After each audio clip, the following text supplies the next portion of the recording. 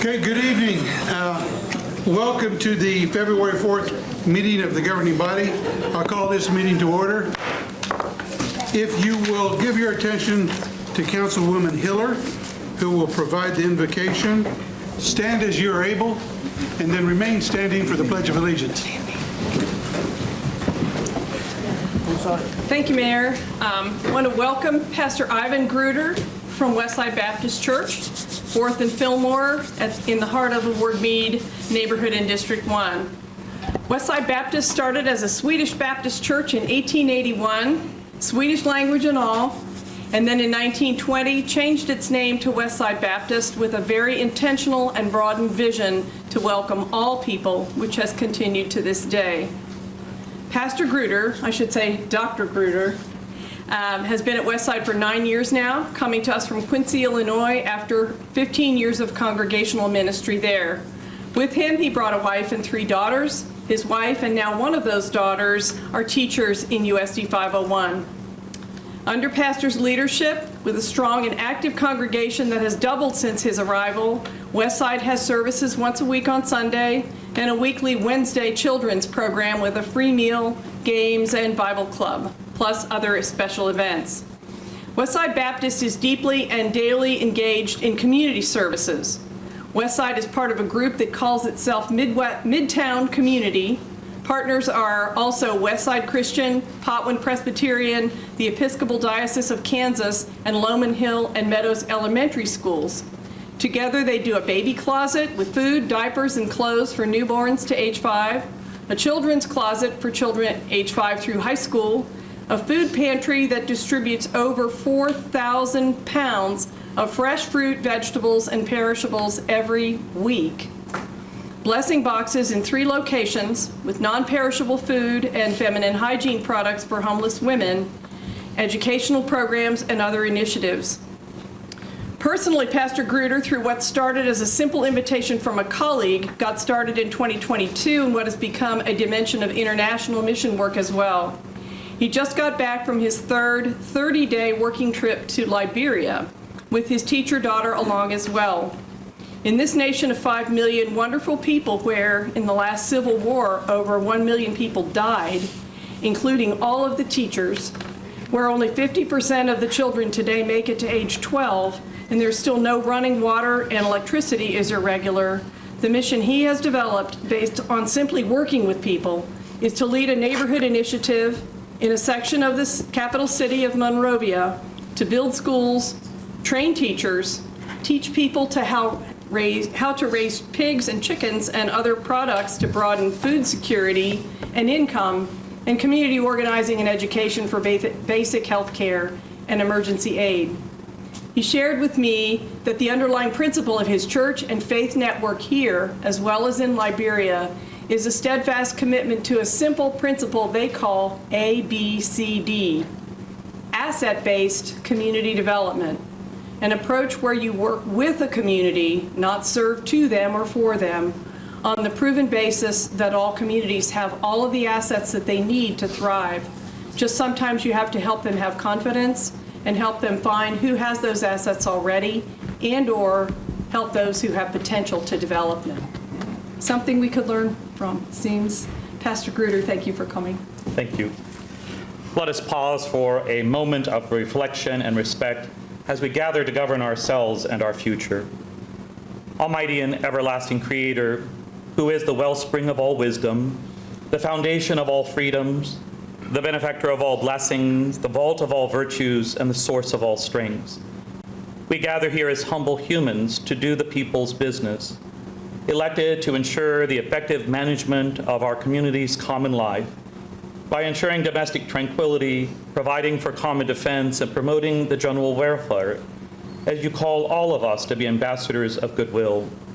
We give thanks for this enterprise of self-determination and the responsibility of civic engagement entrusted to all who act justly, love fraternally, and walk humbly as sisters and brothers of our one human race. As this council commences to conduct its commission charge, guide the deliberations and decisions with wisdom, fairness, and an unwavering commitment to dutifully care for this land, once inhabited by thousands before us, as we seek to improve our lives individually and collectively in a spirit of unity and shared purpose, while also securing the blessings of liberty for those who have yet to come after us. Lead us in establishing and adhering to the rule of law, as we recognize the sovereignty of the people as a source of all authority, and your providential hand that bends the will and work of our lives to reflect the highest ideals of justice, equity, and service that underpin our highly regarded republic. Advance our city and government to the prized principles of patriotism, virtuous living, mutual respect, individual responsibility, and collective progress. May our work today foster hope, enhance our neighbors' welfare, protect the rights of citizens, and champion the cause of the tired, poor, and huddled masses yearning to breathe free, as you strengthen the bonds that unite us all in our shared journey toward a better future. Protect our established perfect union through the administration of government. Steadfastly secure our state through the vigilant volunteerism of our armed forces. Protect the principles and peoples of our law enforcement agencies and officers. Fortify the fearless spirit of our firefighters and first responders. Marvel us with awe-inspiring advances in science and medicine. Enlighten our intellectuals and expand the influence of our educators. Bountifully bless our businessmen and women, farmers, fisheries, and forest. Strengthen the working man and woman who supply and sustain us, and galvanize the guardians' commitments to steadfast devotion, sacrificial service, cooperation without compromise, truth untainted, and transparency under the eye of the public trust.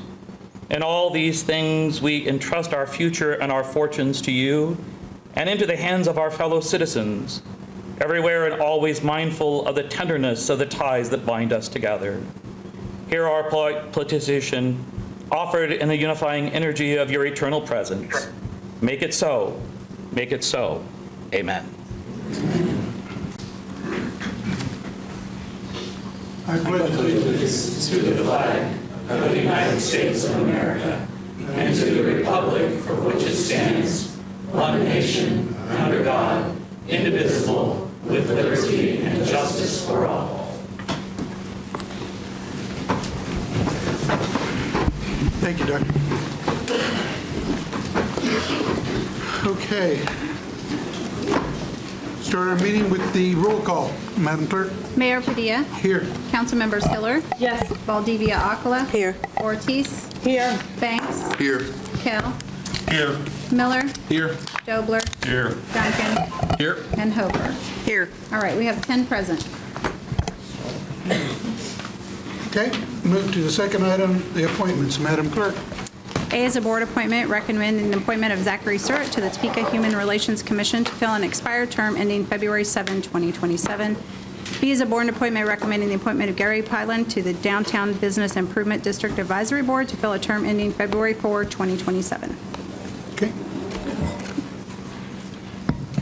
You've heard the appointments as read. Is there a motion? So moved.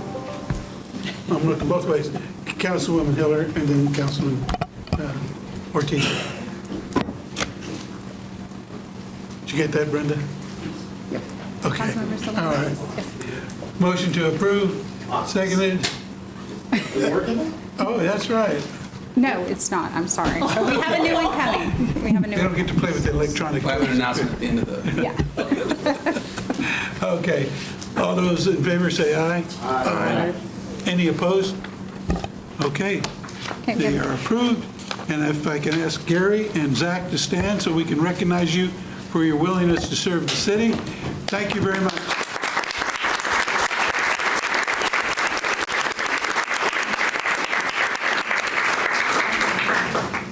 Okay, we'll move on to presentations. Madam Clerk? The first presentation we have is the 2025 I'm sorry. snow event. Just, Councilman? Thank you, Mayor. Sorry, Madam Clerk. I just want to say, Zach, I appreciate you personally. Obviously, we ran against each other in '23, and at that time, we talked about how if you're running for a seat at the table, even if you don't win, you should be keeping that same energy. I just want to let you know that I see you keeping that same energy in so many ways. So thank you. Mr. City Manager. Thank you, Mayor and members of the governing body. Steve Gruen, our Director of Public Works, will lead us through this item. Good evening, Mayor and governing board members. The city manager asked us to give you a briefing on the Public Works response to our snow event on January 4th and 5th. Back on December 27th, our weather vendor started to tell us we should start preparing for a pretty major storm. The other weather forecasters, they were kind of in disagreement. By Monday, December 30th, it was pretty clear to us that there was going to be a pretty significant storm for the Topeka area, and we started making plans accordingly. On New Year's Eve, we started coming up with our game plan. On Thursday, the 2nd of January, we started treating all of our roads, and that was about when the National Weather Service started issuing their warnings. Originally, they issued a winter storm watch on January 2nd, and they were calling for ice, sleet, and snow accumulating to 3 to 7 inches, but DTN, our vendor, they were sticking with 14 inches, and they were proved to be pretty accurate. When they issued the winter storm warning on Friday, they increased our forecast to 8 to 12 inches, and finally, when the National Weather Service issued the blizzard warning, that's when they started talking about 14 inches of snow. This was a historic storm, as everybody knows. This was our 3rd biggest snowfall of all time, and if you add the 3 inches we had later in the week, we were rivaling the biggest snow in the history of the city of Topeka. And I asked the National Weather Service for some context, being new to the area. And since the last significant snow back in January 1993, 32 years, the city of Topeka had had 97 snow events in those past 32 years. So that averages just over 3 per year. And 85 of those were 6 inches or less. So the odds of having something greater than 6 inches are pretty low when you look at it over the course of 30 years. And the chart up here shows the 10th biggest single day in the history of the city of Topeka. So on January 2nd and 3rd, we started doing our treatments on our main roads and our bridges and the hills. On Saturday, we started getting our crews in on 12-hour shifts, 24-hour operations, and we started sanding and de-icing during the freezing rain, and we're able to stay on top of it really well on our arterials and collectors. And then on Sunday, when the snow started, we focused our attention on we stayed on our arterials and collectors, and we made sure that they were all cleared before we got much farther. We also spent a lot of time helping out the fire department, police, and the ambulances. They were having a hard time getting around. And then on Monday morning, our facilities crews came in early, and they started working on the parking areas downtown, our ramps, and also at City Hall and other city buildings to get the sidewalks and parking lots cleared.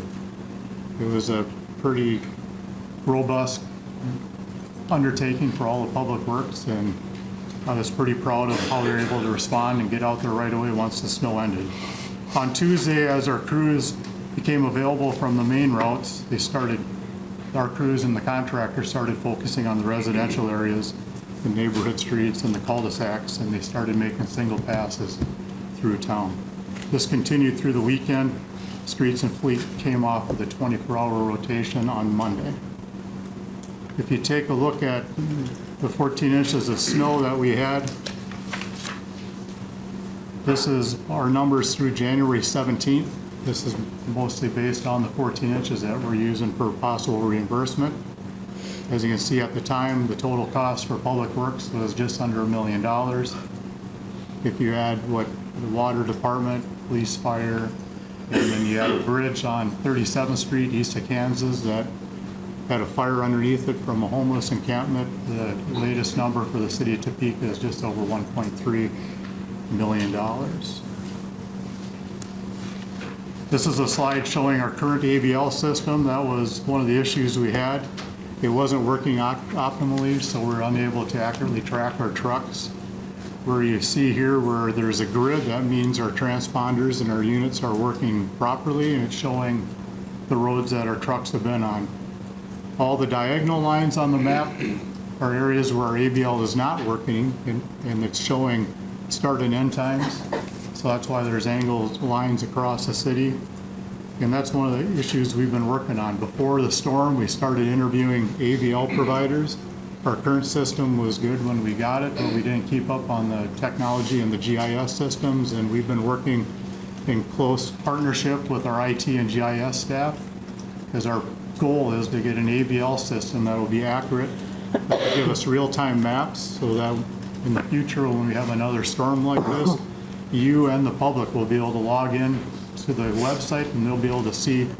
My goal is to have all the roads shown as red at the start of a storm, and as we plow streets, the colors will change to green, so that people will know, has there been a truck up on our street or not? There'll be real-time information, and that will help a lot with our communications going forward. We're also looking at solutions, since we have a contractor that does a lot of work for us. We're looking at getting pucks or other devices when they come into our shop to check in for the day and get salt. We hope to be able to put a puck on their truck so that while they're plowing on the city streets, we can track their progress and also upload the map with the location of those trucks. This is a map that actually shows where we were. Once our AVL system is incorporated, it will show both our streets, and on this map, the red lines are roads that are either private streets or the neighborhoods or homeowners association have hired out private contractors to do snow and ice control, and that is not the responsibility of the city of Topeka. So what was out of our control? The freezing rain, that complicated matters. Fortunately, we had pre-treated our arterials and collectors, and those roads held up really well. We were able to get on them right away, and we never had the hard pack on those streets like we did in the residentials. Also, 14 inches of snow, that, it's not something we asked for, but we dealt with it. And then also, the temperatures were quite cold for Topeka, especially that first week following the snow. Conversations with the National Weather Service show that the 6 days after this snow event were on average 6 to 7 degrees colder than the event in 1993. And when you're talking temperatures in the low 20s versus near 30 degrees, that makes a big impact on how effective we can be on getting this, especially when we got in the neighborhoods to try to get the hard pack off those residential streets.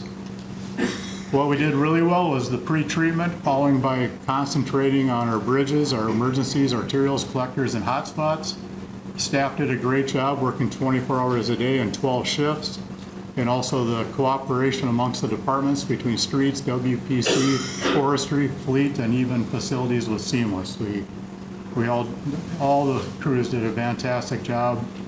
Yeah, they were getting tired and like everybody else, but they continued to come in and do their job.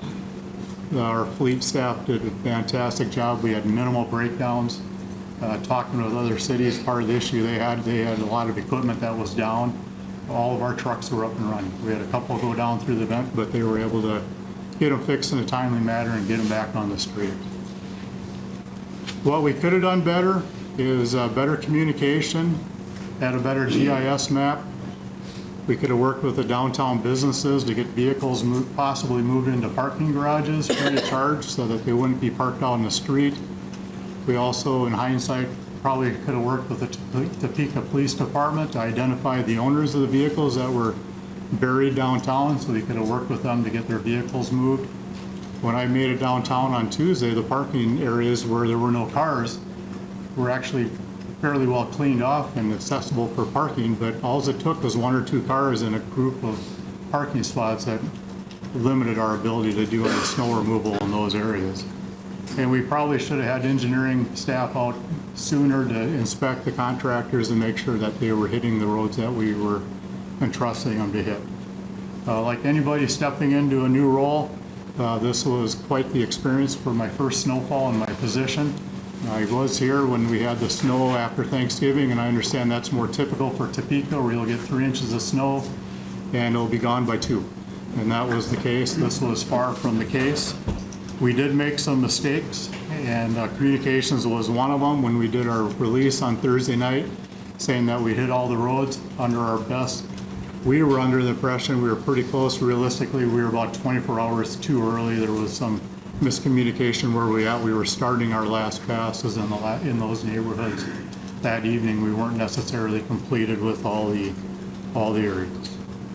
One thing that came up early last week is all of you received an email from a citizen talking about how Manhattan has twice as many snowplow trucks and a quarter of the miles, was what the article said. And that was not accurate. Tony Trower and Todd Workman and I met with the city of Manhattan last week, and they have 13 trucks and typically use 9 of them when they get a snow. And they also have 581 miles of road, which is about a third of the total miles of roads that the city of Topeka has. They do plow residential streets, but they do it if it's more than 4 inches of snow. They only do it during normal working hours. It has to be over 8 inches of snow for them to plow their residentials on a 24-hour operation like we do. We also talked to the city of Lawrence. They have 870 miles. Of those, about half are priority routes, and they use 16 trucks. They plow residential streets if there's 2 inches of snow or more, and they said fortunately most of the time, by the time they get their priority routes done, the snow's melted. And so they rarely need to get into their neighborhoods as well. For reference, the city of Topeka has 581 miles of priority routes, and we use 21 trucks. So the question was asked, with our current policy calling for plowing residential streets following a 6-inch snowfall or upon direction of the city manager, what would it take to plow residential streets at the same time we're plowing our collectors? Well, that would add almost 900 miles. It'd nearly double the amount of miles of roads that our staff have to plow. Tony, Todd, and our street supervisor estimated to plow all the residential streets while we're doing the main roads would require an additional single-axle dump truck and a pup truck in each plow zone. And if we're going to pre-treat those like we pre-treat our arterials, we'll probably need 2 or 3 extra distributor trucks as well. So just 28 plow trucks, you're looking at over $6 million. You're looking at another $1.7 million a year, plus you're more than doubling the staff and the vehicles, so our street facility wouldn't be able to house all that staff. So realistically, based on, the governing board can make suggestions or recommendations, but realistically, based on the latitude of the city of Topeka, I feel we're staffed pretty well, and I'm comfortable with our current policy of if there's under 6 inches of snow, based on the discretion of the city manager, to concentrate on our main arterial routes and hope that we have our typical weather. That's about the best I can come with right now, and I'm here to answer any questions that you may have. But bottom line is, I was really happy with our staff. All of our fleet, streets, facility staff, everybody did an outstanding job. They worked until we were done, and they're still going out and doing a good job every day. Everybody should be proud of the Public Works Department. City Manager? Thank you, Mayor. Really quick, I echo definitely Steve's sentiments about the team. Amazing work.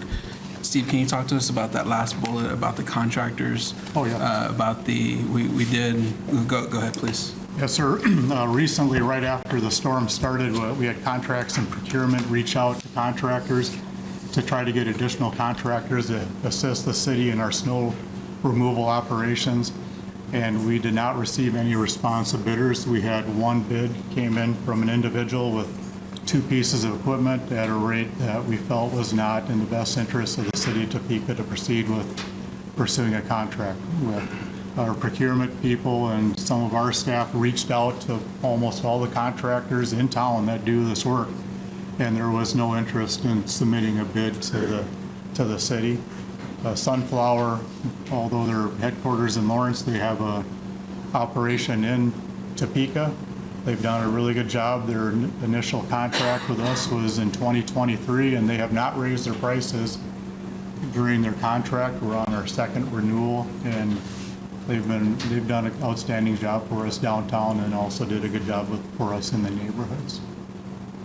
Okay, thank you. Additional questions on this? Councilman Duncan? Do we coordinate at all with the school districts to find out what the bus routes are so that we can include them as part of our priority routes? Mr. Mayor, Councilman Duncan, we have an idea where they're at. We do try to get around the schools, but that is one thing I'm going to look at is where their school bus routes are, and as we're doing our priority routes, we could possibly get to them. Tony can also answer that question. Sure. So yes, at the beginning of every winter, we meet with 501. We actually give them salt. And they do around the schools, and then we work with them, coordinate with them if they're having issues with bus routes. I know I spoke with Mr. Cochran several times during this big storm, and so yeah, we work with them very closely. But just 501, we don't do meet with Auburn Washburn? I haven't met with them in the past, but that's something we surely can do. Yeah, because my district's a little split. I got Auburn Washburn and 501 in my district. So. Yeah. That was one of the items that the city of Manhattan mentioned, is that they also concentrate on the school bus routes once they take care of the priority routes. So that's something we were hoping to look into. And then my next question, at any point, I know the county has 10 plows, and then talking briefly with them, I don't think they did a lot of 24-hour, but did we consider reaching out to them or in the future just to say, hey, we'll pick up the cost, but if you could chip away at some of the edges of the city a mile or two in, are you open to that, or did we even think about that? Or Yeah, we meet with Kurt Niehaus and his folks yearly as well prior to the storm.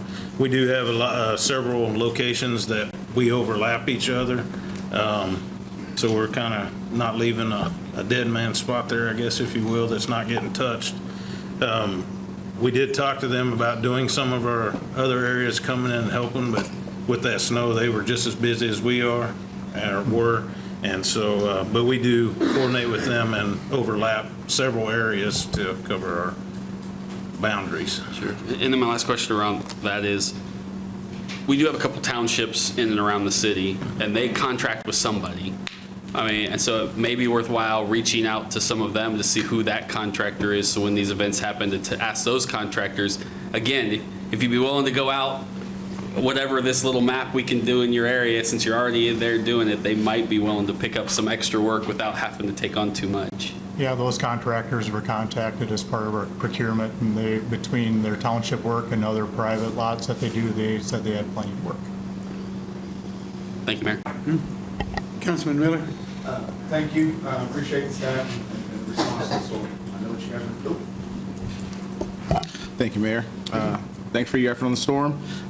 Two things. I love the update on the GIS system. I think that's a huge thing for people. Just give them some sense of knowledge about what's going on so that they can have better answers. So it doesn't just solely come from our communications department. I think that's a great idea. And I also wonder, why did the contractors not want that city work? Is it because the ratio of the pay that was the bigger issue? Because if they could do a private entity, let's say, well, I don't want to say a business, but say a private business says, I'll pay you $50 an hour and we can only do 35, it's very clear of why we wouldn't be able to get that contract work. Is that one of the main reasons of why they said they didn't want to do it? Mr. Mayor, Councilman Miller. We got three mayors now. They have a parking lot removal is a lot different than street removal, where you have liability issues, plowing around cars, coming in and out of traffic constantly. It's not an ideal job for a contractor when they can get private work in the parking lots. I don't think it was so much a dollar amount, plus also we're only plowing city streets every 8 to 10 years, so the effort to go in to fill out a bid for work they may or may not do between now and 8 years from now without adjusting prices, that I'm just speculating that could be another reason why there wasn't much interest in bidding on that work. Perfect, thank you. And I'm glad you said that, because there was a lot of people who thought that it was because of the cost, but it's more about the standard of how we're cleaning the streets. That is correct. Thank you very much. Deputy Mayor? Now, was there any, because I kind of remember maybe 10, 15 years ago, we would actually take the snow from downtown and put it in dump trucks and move it somewhere else instead of piling it up all over downtown like we had to this last time. Was there any thought to try to take care of that situation that way rather than making the piles everywhere that were hard to get around? The issue we have with that now is after they revitalized downtown, they have that raised median in the middle. And when we tried that some years back here, With our snow blowers, we were tearing up that brick because it's raised in the center, so that's one of the reasons why we don't plow to the center and pick it up now. We are working after this storm. We've learned that, we were plowing all of it, not even thinking, and we were actually plugging the handicap stalls. So moving forward, we will do that differently and try not to do that. But normally during a snow event, with 3 or 4 inches, the contractor plowing down there and treating, it keeps it melted off, and we don't have to put them big piles in a parking stall. But this one was just a unique event. Most of our staff hadn't seen that since they've been there. So, but we do have some older snow blowers, but that's why we don't plow in the center anymore. We just can't use them to pick it up. Thank you. Councilwoman Hiller. Thank you. Well, I want to give you credit too. I know it was, really a once-in-a-lifetime experience for almost everybody involved. I have also been, even before being on the council, really watched the policy and the one that we have now that you all followed seems to be the best for us here. So appreciate making it roll and appreciate all the efforts to overcome the communications and so on. Also on behalf of downtown, I see Gary is still here, but they really were swamped. We learned a little more about whether to do alleys ever. They were stuck, literally stuck.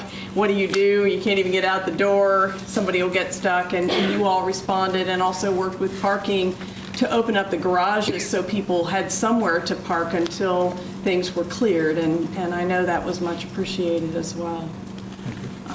One bugaboo that you didn't mention was the being able to call in, which was a surprise. So I'm assuming that you now have made some notes about how to make sure somebody can answer the phone or the electronic answering will work.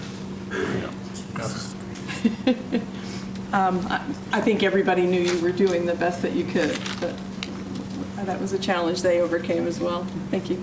Councilman Duncan. One more question.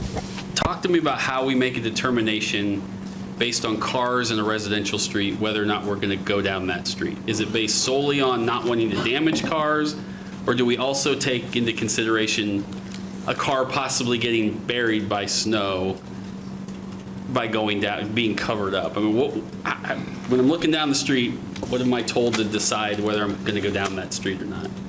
Mr. Mayor, Councilman Duncan, it's a driver's discretion. We have a 10-foot wide plow. Typically, we like to have 12 to 14 feet. I know even down in my neighborhood, down in the south side of town, a lot of cars parked on both sides of the road. It's tough even to get a pickup through.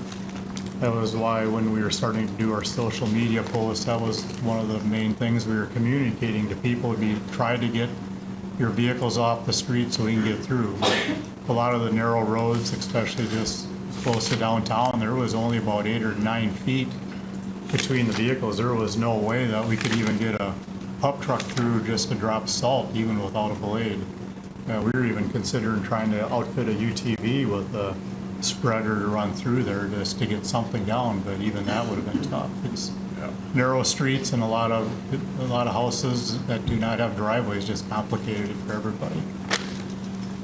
Thank you. Councilwoman Ortiz. Thank you, Mr. Mayor. I know we had some discussion about the culverts, or, is that right? The cul-de-sacs. Cul-de-sacs, okay, I'll get there. Might be the culverts too, but anyway. And I thought we had put a plan together, or we're looking to put a plan together for those residents as well?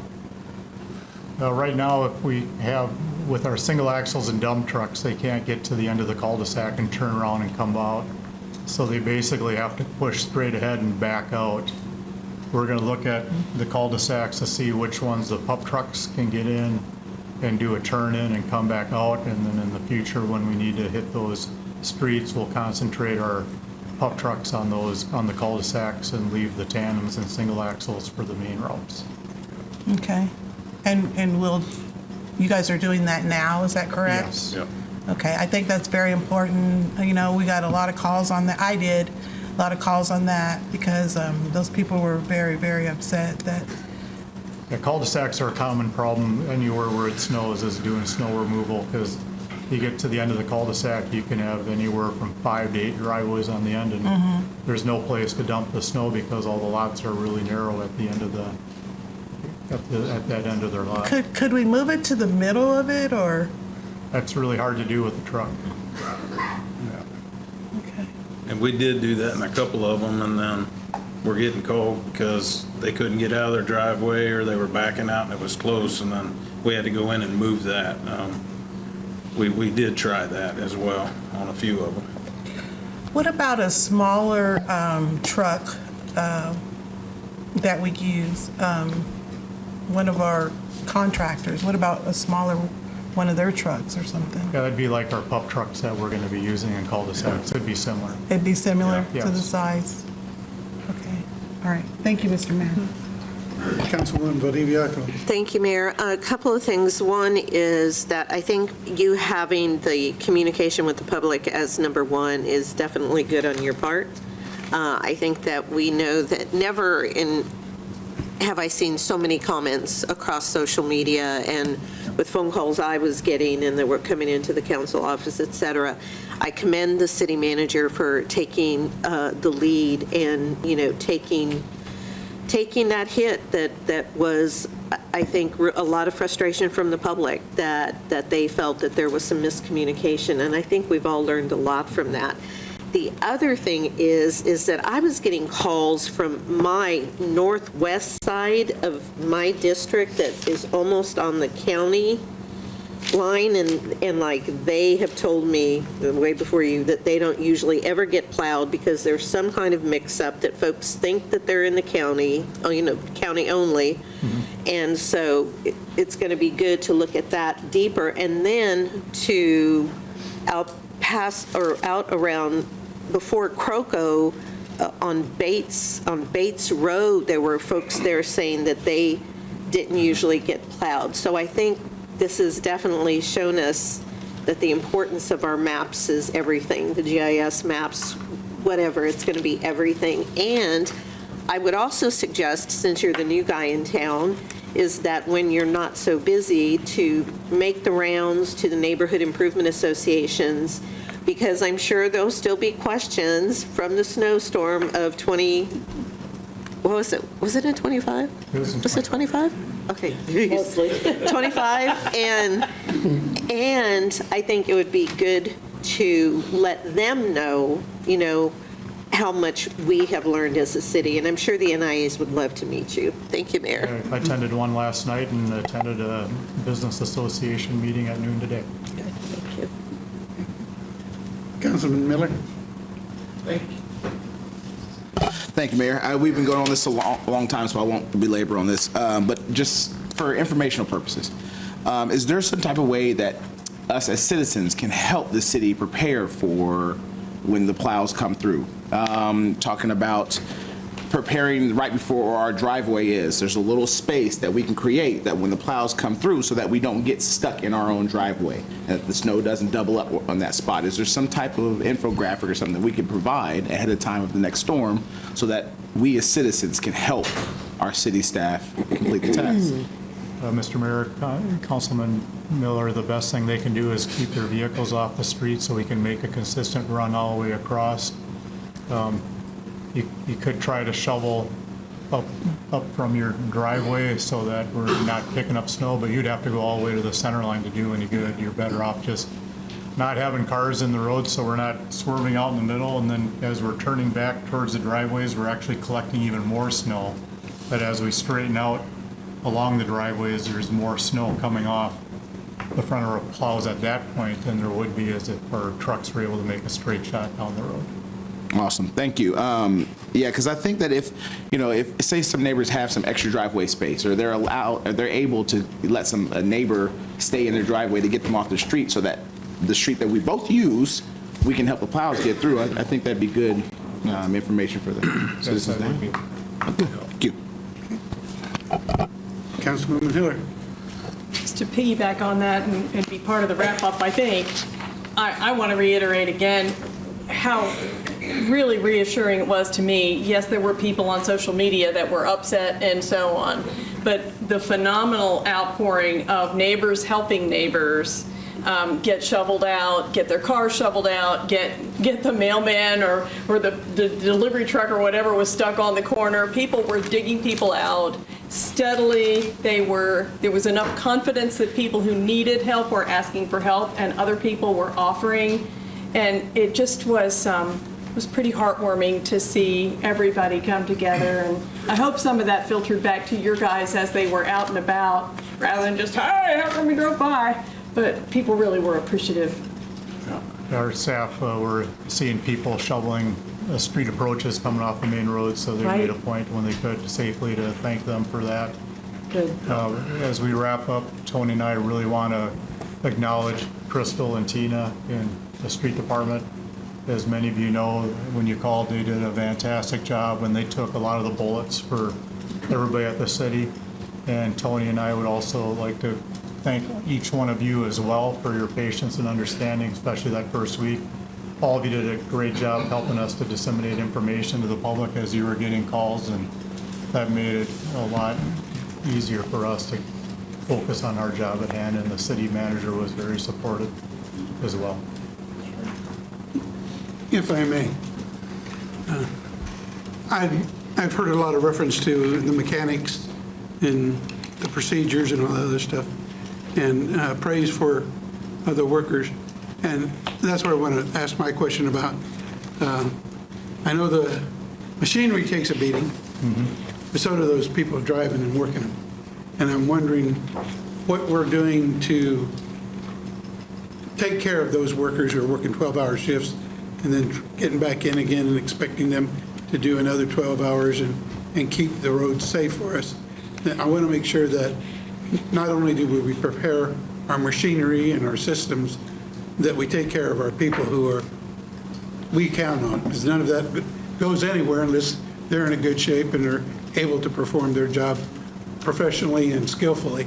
So anything you can do to have in place an emergency plan to take care of the personnel is something I would be interested in hearing. Yeah, Mr. Mayor, that was the main duty of our supervisors when they weren't out fielding complaints or following up, is we talked every day about how's your staff doing, making sure they're recognizing that staff was burnt out, if they needed a break, if they needed to take a nap. You know, we wanted to make sure that they were fresh and not too tired. And at the same time, I was worried about Tony and Todd and the supervisors. They were working 14, 16-hour days, and how many times did I tell you to go home unsuccessfully? And it was taxing on everybody. And I think one of the supervisors summed it up best later in the week, on our second week when we were off 12-hour days. I asked him if he was getting caught up on his sleep, and he said, I'm just trying to get caught up on laundry. There's just all those kind of things you can't do when you're at work for 12, 14-hour days. But no, we take the health and safety of all our staff very seriously, and when we're on 9 days of 12-hour days, we are paying close attention to our staff to make sure that they're well rested and able to perform to the best that they can. I appreciate that. I think that's important. Deputy Mayor?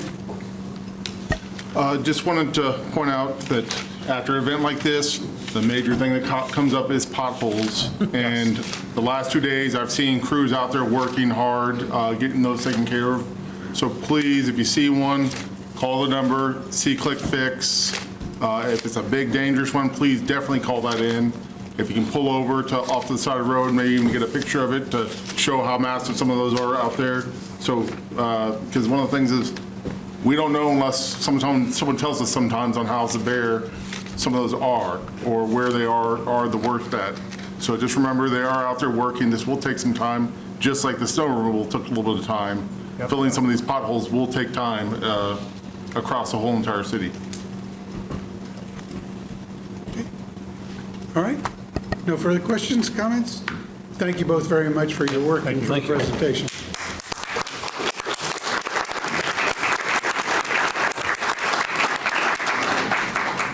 Okay, we have another presentation, Madam Clerk. The next one is the Polk-Quincy Viaduct project update. Mr. City Manager.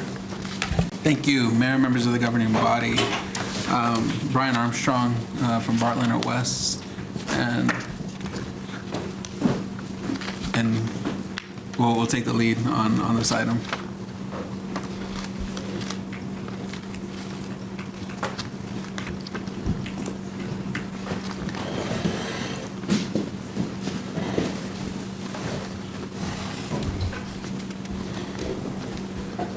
Thank you, Mr. City Manager, governing body. With me tonight, Steve Ballman from KDOT. His team is in charge of this area district of KDOT, and they're overseeing the contractor throughout the construction process. So he's directly connected to what's going on out there every day, and here to help answer questions when we get there. Just wanted to come before you guys tonight to talk about Polk-Quincy getting underway. Major construction has started, and there's going to be some major impacts to traffic starting as early as next week. And so wanted to give you a broad update on what the project looks like, but really some more in-depth information about what's happening next week and this year in 2025 construction, and then what the rest of the construction looks like, and tell you a little bit more about the project. And then we have a public meeting coming up here in February as well that we wanted to make sure we got information out about. This works? Does that work? Yeah. All right. So just a little project history. The overall Polk-Quincy project goes from McVicker clear almost to California. It was divided up into two halves, the west half and the east half. The west half, due to the bridge condition of the viaduct, was selected. So we started back in 2020. The west project was selected for the development pipeline with the new Ike Legacy Transportation Program at KDOT. And then a year later was totally funded for construction.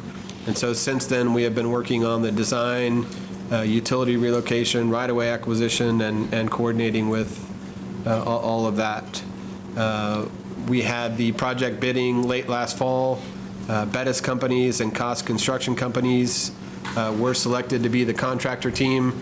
They have several other contractors as a part of their team building bridges and doing a lot of special things, but they are the lead for the construction team. So this is kind of the overview map that shows the entire Polk-Quincy project downtown. Kind of the red line there between 4th and 6th Street is the dividing line that shows the west project that we're getting ready to build, and then the future east project. So the east project is not yet funded for design or construction, but that's something that KDOT will consider as a part of the local consult process. We've done that before, and they'll have another one in late summer this year where Topeka will be able to come together as a community and talk about priorities that they want to see potentially funded for construction in our area of the state. So this is the design concept of what we're going to build downtown. You can kind of see two long yellow bridges between, this shows up, so between Topeka Boulevard and Candace Avenue, we have two new viaduct bridges. Those are going to be about 250 feet north of the existing bridge. So we're moving those north. One of the main design outcomes of this project is to flatten that I-70 curve through downtown. Right now, that curve is the sharpest curve on I-70 between St. Louis and Denver. That one spot. So to get that flatter and increase speed there is one of the priorities. The other is to build new bridges because of the bridge condition.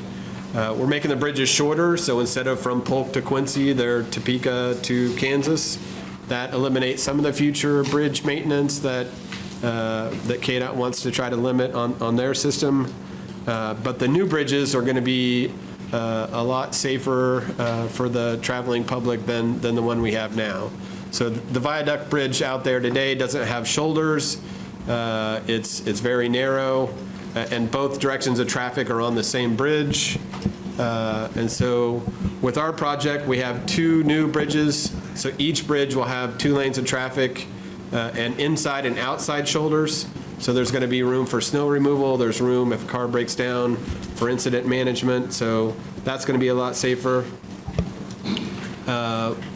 The layout of the access to I-70, so the on and off ramps are kind of shown in blue. One of the major things eastbound, we have an eastbound off ramp with a direct connection to Topeka Boulevard. So you won't have to get off at First Street anymore and come around. It's a direct connection to Topeka Boulevard with traffic signal. And also at Topeka Boulevard, westbound on-ramp. That's kind of like it is today. But that's kind of half of a split diamond interchange. Kansas Avenue is the other half. So from Kansas Avenue, you're going to be able to get on eastbound I-70. And if you're coming westbound on I-70 from Lawrence, you can get off at Kansas Avenue. So by splitting those ramps between Topeka and Kansas, that really helps the access to North Topeka via Topeka Boulevard and the Kansas River Bridge and their direct connection to the interstate. So as we spoke at lunch today to the Noto Business Group, they were really excited about that improved access to North Topeka from the interstate. That's essentially what we're building this year. We really want to talk about how that impacts traveling public really starting next week. So 2025, a lot of things going on. Topeka Boulevard is going to have lane restrictions closed to through traffic, and Kansas Avenue is the local detour route. I've got a whole slide really with impacts to this year coming up next. Some other things going on. This summer, KDOT did an overlay project of all of I-470 around town, almost all of I-70 to get ready for the detouring traffic. There's still a little piece of that from 8th Street downtown out to the Turnpike. So that overlay project will be this starting in May until they finish that. That's all night work though, so I don't know if you may not have even noticed the I-470 work this summer, but it was all night long, just nights, and a lot of work got done without much of the traffic impeded. So there are also going to be weekend closures of I-70 around the Viaduct. It is in disrepair, and we've had several weekend closures to try to patch parts of that as it has issues. There's still some of that that's going to happen this year until the Viaduct's closure next year. 2026, kind of the opposite. So 2025, Topeka Boulevard is closed. In 2026, Kansas Avenue is going to be closed for reconstruction. And then at some point, I-70 will be closed from McVicker essentially to 6th Street so that they can tear down the existing Viaduct Bridge and get connections to new eastbound I-70. At least we can get one lane of traffic back open east and west. 2027 is the last year of construction. There'll be a lot going on then, but it'll be a lot less impactful to the traveling public. So this map tells a lot for 2025. Kind of the important things in green. One of the things that we heard as we talked to the community about the project and impacts was access to I-70. So all of this year, even though Topeka Boulevard is going to be reconstructed, from North Topeka, you can always come southbound to get on westbound I-70. So all those people in North Topeka, you can come south over the bridge and you can get on westbound I-70. And the same from downtown. You'll be able to go northbound on Topeka Boulevard to get on westbound I-70. And that's at all times this year. Eastbound I-70, right now the First Street off-ramp is still open, but again, First Street's closed, so that doesn't really help you. So for the majority of this year, the 3rd Street ramp, eastbound off-ramp will be open. At some point, they're going to finish the whole brand new off-ramp to Topeka Boulevard. Once that's done, then they can close 3rd Street and demolish that one so that we can keep building onto that end. So in orange on the map, that's the local detour route for this year. Same detour route we used when we built the Topeka Boulevard Bridge. So in North Topeka, that's Morse Street over to Quincy and Kansas Avenue Bridge, down to 6th Street, and back to Topeka Boulevard. So you're always going to be able to get up and down Kansas Avenue. I know it's been closed for the utility project, but as of this afternoon, Kansas Avenue is open. If you've tried it, 1 lane each direction, but it'll hopefully be 2 lanes each direction very soon. And we're going to have Kansas Avenue open to traffic before we do anything with limiting traffic on Topeka Boulevard. So I mentioned a public meeting Thursday, February 27th, 5 to 7 p.m. at the city's Holiday Building, similar to what we had in 2023. We'll have a large public meeting. We'll have boards with staff from KDOT and our design team to answer questions about design-specific things, about traffic-related things. We're going to have the contractor there as a part of that to answer questions. So if you have any direct questions for the contractor, or at least want to meet contractor team, they're going to be there as a part of that. So just wanted to mention that. Contact information on the KDOT team. Steve's here tonight. Kate Kraft is our public information officer assigned to the project. There was another press release today about upcoming construction impacts. That went out to everyone today. City of Topeka had a great video on access and how the Topeka Boulevard access north and south is going to be impacted.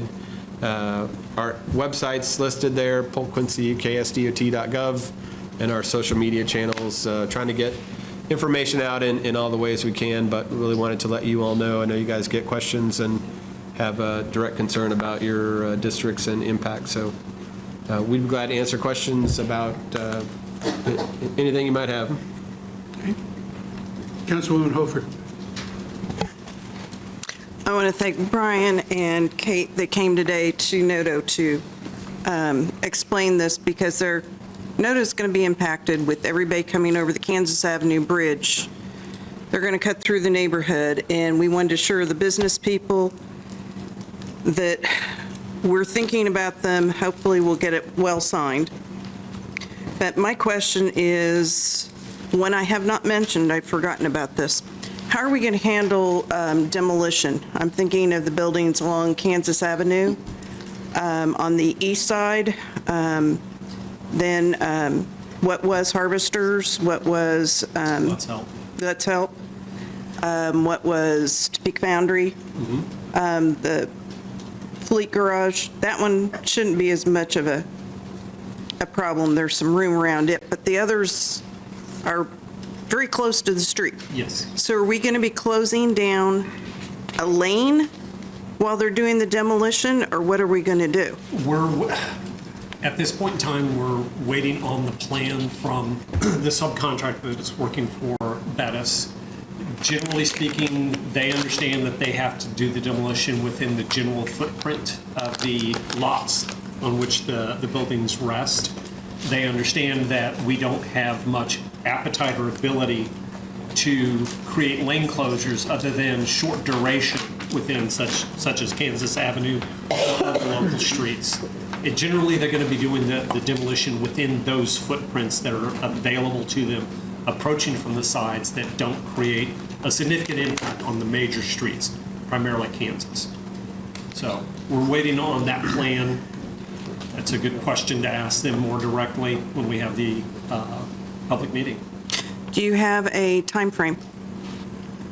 Building demolition is going to be starting with the first building coming up, I believe, in late March. Building demolition will continue through this year, because those are large buildings, very complicated buildings. They may not all be completely down until the last part of this year, if not early into next year, on all of them. The ones that are in the most direct path of the work we have to complete this year are the first to come down, such as Ryder. They're at the First Street off-ramp from I-70 to First Street. That's one of the very early ones. They're also, and without speaking out of turn, I believe they're going to be working on the warehouse that's right against Kansas Avenue, because it's right in the way of the west, or the east end abutment of the bridge. So that's a very early stage item that they have to work on. Okay. One of the things that KDOT did to get out in front of the project, though, was the advanced demolition project. So that Topeka Boulevard to Kansas, First Street to Second Street area, that's been happening for the last couple of years. So that whole area is demolished. That's so bridge construction can start immediately. And even today, they're driving pile for the first bridge pier out there, and they're able to do that because the demolition started early. And the other driving force behind us doing the early demolition in that zone from Kansas to Topeka was to address Kansas State Historical Society review needs that we have to go through, because this is the oldest part of Topeka. We'll be going through those same processes as we demolish the remaining structures and expose the underlying ground as we remove parking lots, buildings, and pavement. That always runs the risk of fines that cause delays. That's nothing we can help. But that's why we did that initial first project. That provides some explanation. Okay. I'm the one that's around this the most of any of us, so I've been asking a lot of questions, and I appreciate the step up in getting the word out, because the Topeka Boulevard changes came up very quickly, and no one was quite expecting it, and I've been talking to my business neighbors to let them know what's happening, and I wanted everyone to know, because we always get people going through the neighborhood and they're totally lost. This is going to make it worse. So I appreciate the work you're doing, and hopefully everything will go quick. Thank you, Mayor. That's our intent. Councilman Miller and then Councilman Hiller. Thank you, Mayor. Just because I know there's some people who are just now finding out some really in-depth information on this project, which is going to save a lot of lives. I mean, quite frankly, that's how I view it. Could you give us a quick, when was the current section of the highway? I see some of that rebar showing under there. Like, when was that part of the highway constructed? To say 1963. Yeah, 62, 63. 62, 63 is when the original Polk-Quincy Viaduct structure was built. Okay. And when I-70 was constructed through downtown. Okay. And kind of a timeline of life expectancy of this new project? Similar, hopefully 60? longer. If we do our jobs correctly, the intent is a little bit of engineering history. A lot of the early interstate highway construction was built very rapidly. It was an eye towards speed, not necessarily an eye towards longevity. That has turned to where now, more limited resources per se these days. Our intention is to build stuff that is going to, in terms of structures, hopefully last 60 to 75 years minimum, and with rehabilitation projects, hopefully longer. That's a very long time frame to build something for. And as technology and engineering experience has shown us, we're learning better ways to build things in a more resilient fashion. From a maintenance perspective, which is very near and dear to my heart, because I'm a field person. The existing structure is a very difficult structure to repair and maintain, as evidenced by the amount of work you've seen KDOT put into it since the late 90s. Our intention is that this new structure, which by design is an easier to work on structure, is going to be easier to maintain if we need to, when we need to in the future. So, thank you very much. That's our goal. That's our lofty goal, and we very much intend to deliver on that. Thank you. Councilwoman Hiller. Thank you, Mayor. It's a testament to being on the council for a while. I was on the planning group in 2010 and 2011. Steve, you were there too. Yes, I was. Brian. Thank you. I just wanted to thank both of you for the work that you've done. 100% of this project is in District 1. All 6 of the simultaneous utility projects that have been going on for the last year and a half, and all of this reconstruction and the detours and the lost vehicles and trucks going through neighborhoods, and the demolitions and the concern, and when's First Street going to be closed forever, because it is, and so on. Just a lot of changes. The end goal of the finished product is going to be well worth the discomfort we're going through now. It's going to significantly improve local downtown access to and from I-70, which is going to help KDOT, and it's going to help the city. Yeah. We're just happy to get rid of the curve and get rid of that bridge. But I want to thank you and thank everybody that's been involved, because all the way back, we also said not only, okay, if we've got to change this highway, we want it to be beautiful.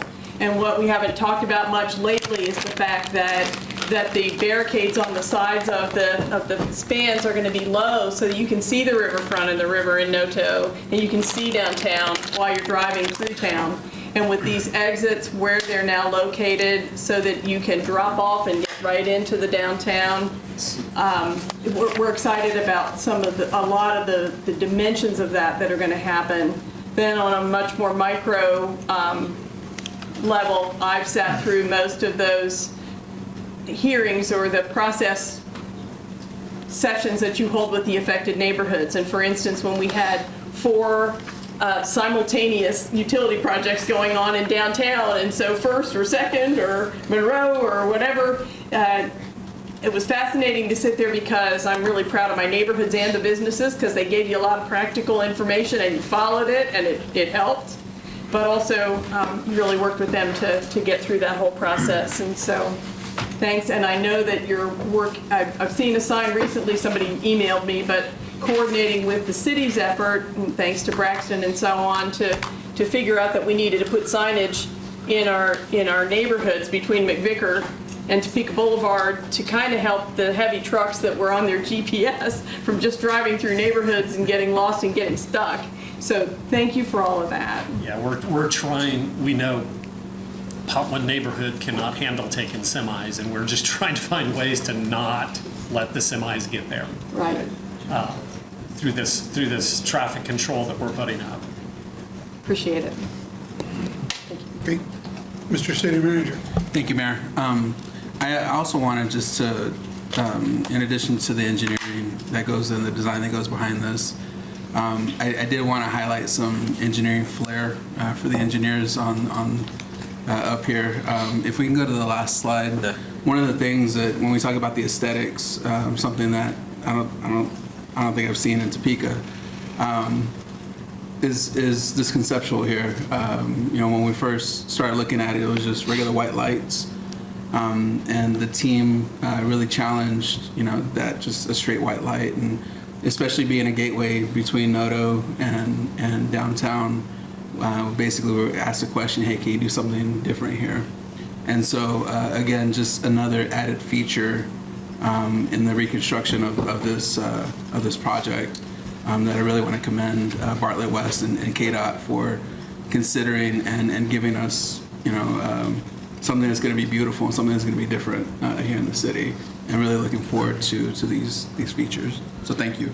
Right, so that image is just Topeka Boulevard, but Kansas Avenue the same. So both ends underneath the viaduct bridges, the ability to have programmable LED lights. We'd have them rocking red and yellow this week for sure for the Super Bowl, but Neil asked for the purple switch, so we're gonna have one of those. Yeah, I think it's gonna be really neat. Yeah, that's, I guess. Councilman Dover. Thank you, Mayor. Thanks for the presentation. First of all, I see you abided by the 12-slide PowerPoint limit. I appreciate that. We all appreciate that. This is really, this has been such a long-term project. Really, the initial study started in 2008, maybe something like that. So it's been a long time coming, but a real testament to the cooperation and partnership between KDOT and the city of Topeka. I think, it's excess of $200 million project. The city's portion of that was about 10%, $20 million. Put a lot of money into it, moved a lot of utilities, but it's really been a great partnership. And there's times when that partnership in the distant past has not been as good, and certainly other states where the DOT and the cities don't cooperate to the extent that they do here. So I just want to, Steve, you've been around a long time. This is a very complicated project. Yes, probably it is. Maybe the most complicated project. In my career, yes. Yeah. And I've been through South Lawrence Trafficway. I've been through East Topeka Interchange. And in scope and scale, this is very similar, but this is a very complicated job from a utility relocation standpoint. Geotechnically, it's a very complicated project because, yeah, this is down by the river, but that also creates geotechnical issues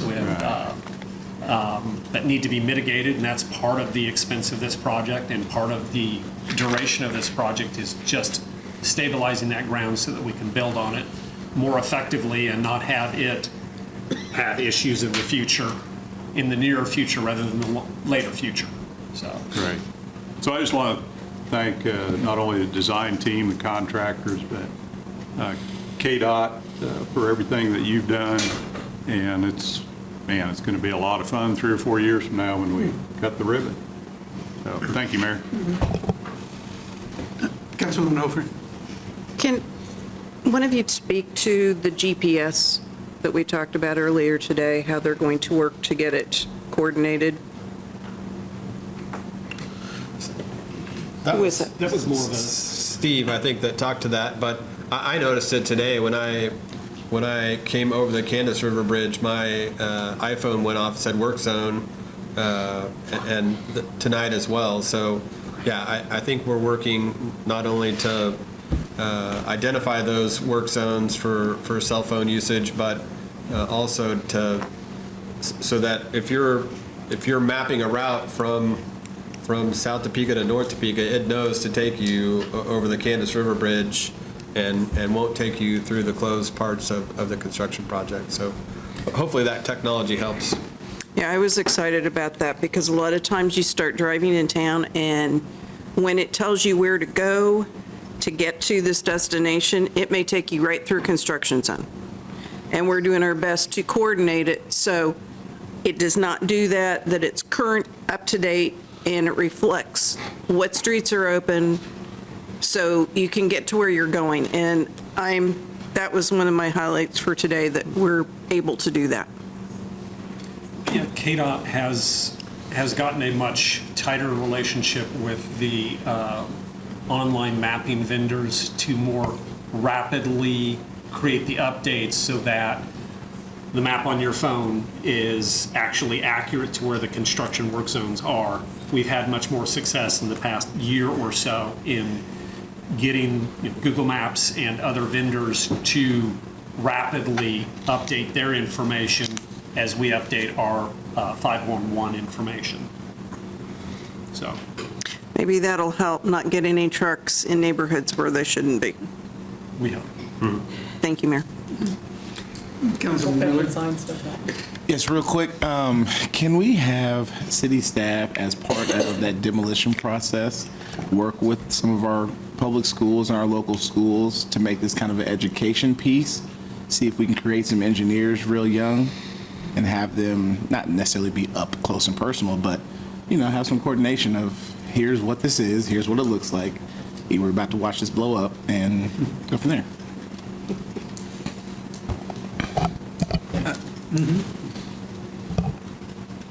If I could have a comment.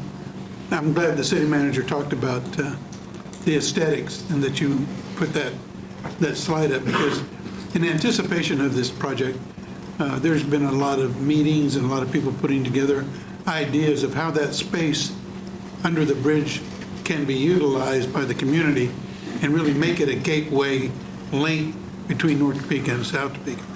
And I think that's really important to keep in mind, that it be brightly lit, welcoming, and not off-putting for anybody who would like to use that space. And I do like, at least in the rendering here, you have some kind of texture to the walls, because I see that everywhere else I go.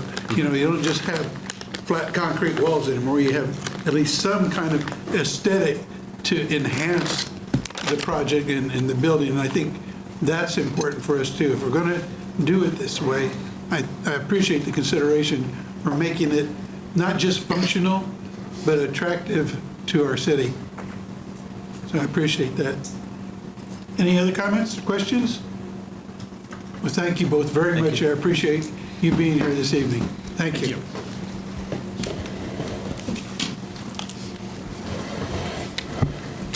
Okay, move on to the second item. Madam Clerk. Consent agenda, approval of a professional engineering contract amendment between the City of Topeka, Cook Flat, Strobel Engineers, PA, for providing construction, inspection, and administration services for Project 501105, Phase 5. BR minutes of the regular meeting of January 21, 2025, and there's one serial malt beverage application license for Casey's located at 1404 Southwest 17th Street, and staff is recommending approval. Okay, heard the consent agenda is read. The motion to approve by Councilman Dobler, second by Councilman Miller. All those in favor say aye. Aye. Any opposed? Okay, thank you.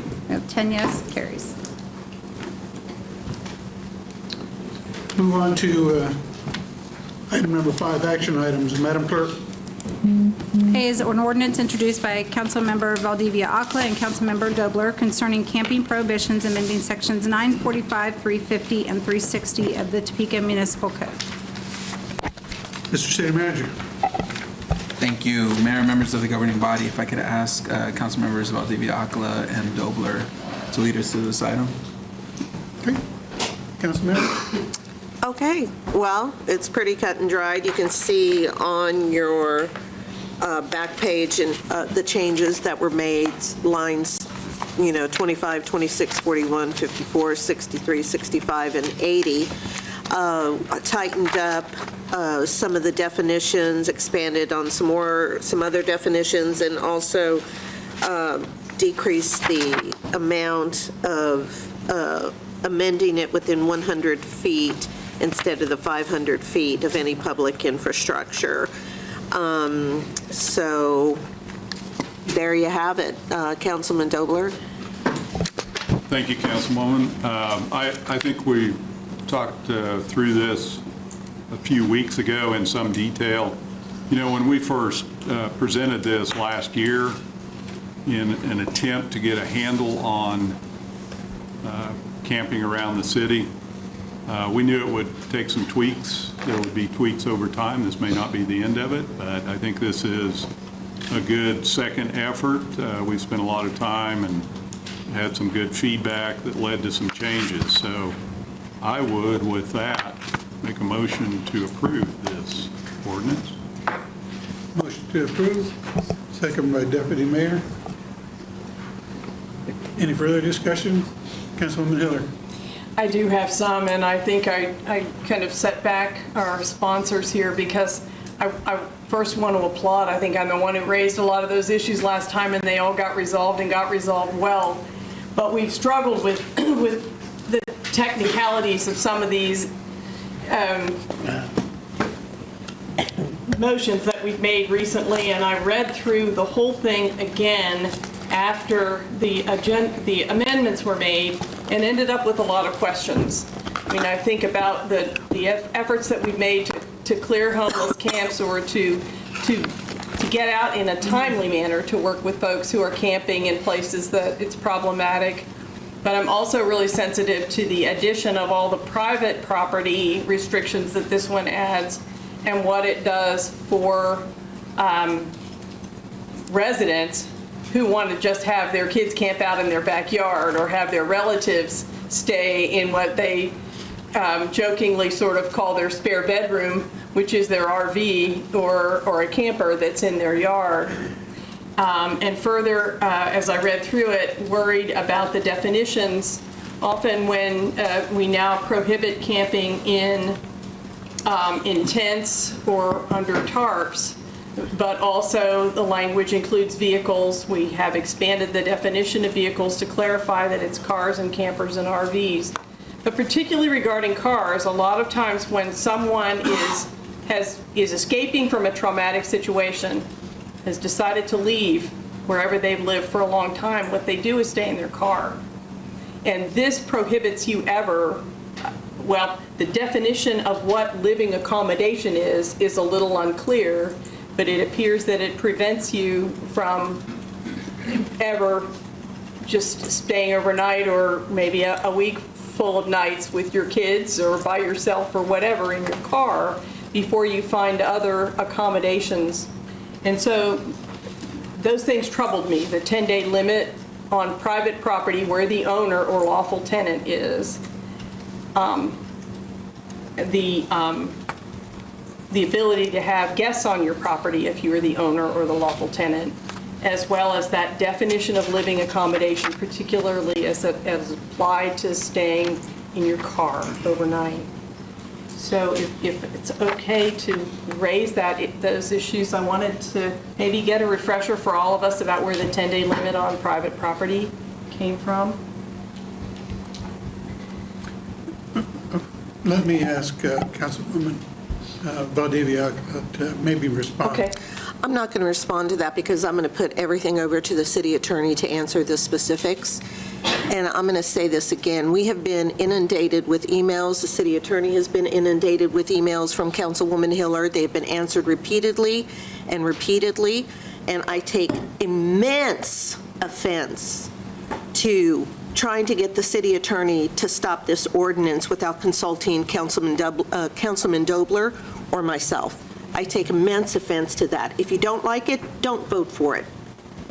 And I've been one of the first ones before you, Karen, and you've been on this council a long time, that was proactively working, that helped EAS come to this table and into the city and built for zero.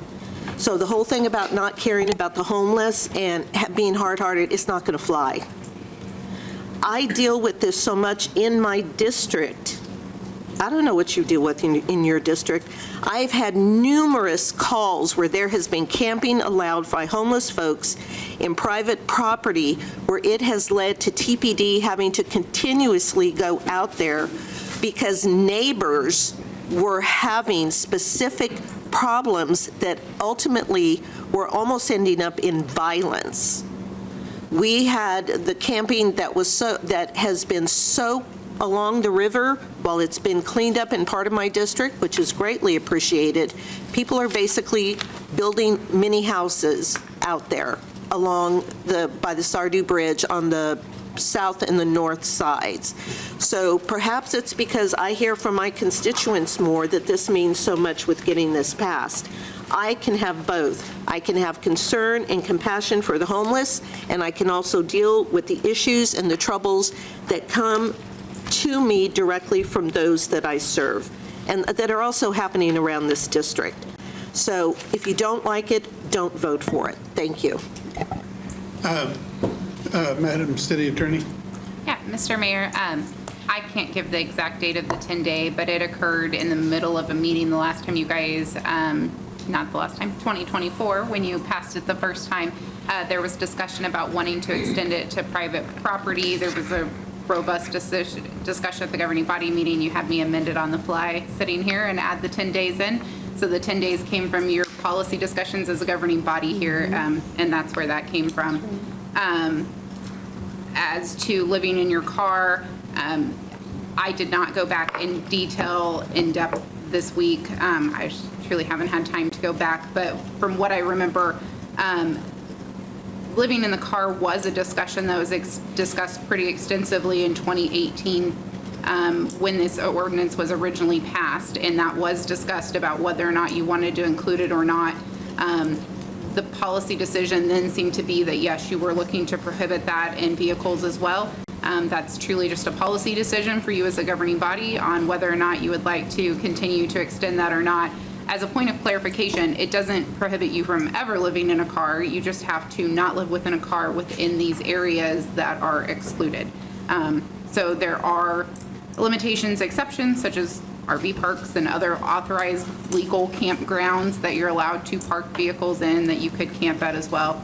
And then finally on the private property, I believe your question was about prohibiting like camping with your kids in a tent and doing those things that lots of us did as kids. I will draw your attention to the definition of camping does not include staying on your private property within those 10 days in that 6-month period. If it's not camping, then it's not subject to the feet limitation from a sidewalk or any of those rules because it's not camping during that 10 days. So you still can camp with your kids in the front yard if you want to. As to the RVs, I believe I said the last time this was discussed, and if not, I apologize, but RVs have a separate definition and they have a separate ordinance and they have separate rules. If you want to rewrite the RV statutes, those control over camping, and that really is a separate ordinance that should be brought because the RV ordinance is more specific. It's in city code right now. It gives rules on how long you're allowed to camp in an RV, where an RV can be. So that is a very distinct conversation from this. So if you would like to modify the RV rules, I'd strongly suggest that be a separate ordinance. Thank you, ma'am. Deputy Mayor? And if anyone, I'll take the 10 days because I was the one that was really pushing for that as the city attorney was talking about the Boy Scouts, the Girl Scouts, the 4-H clubs, having somewhere to go where the neighbor couldn't sit there and say, this is illegal, they have to go. And I was sitting there saying, we need something for our youth to be able to do because most of those camps around the country that we grew up around are gone, or parents don't feel it's safe to go out to somewhere like that.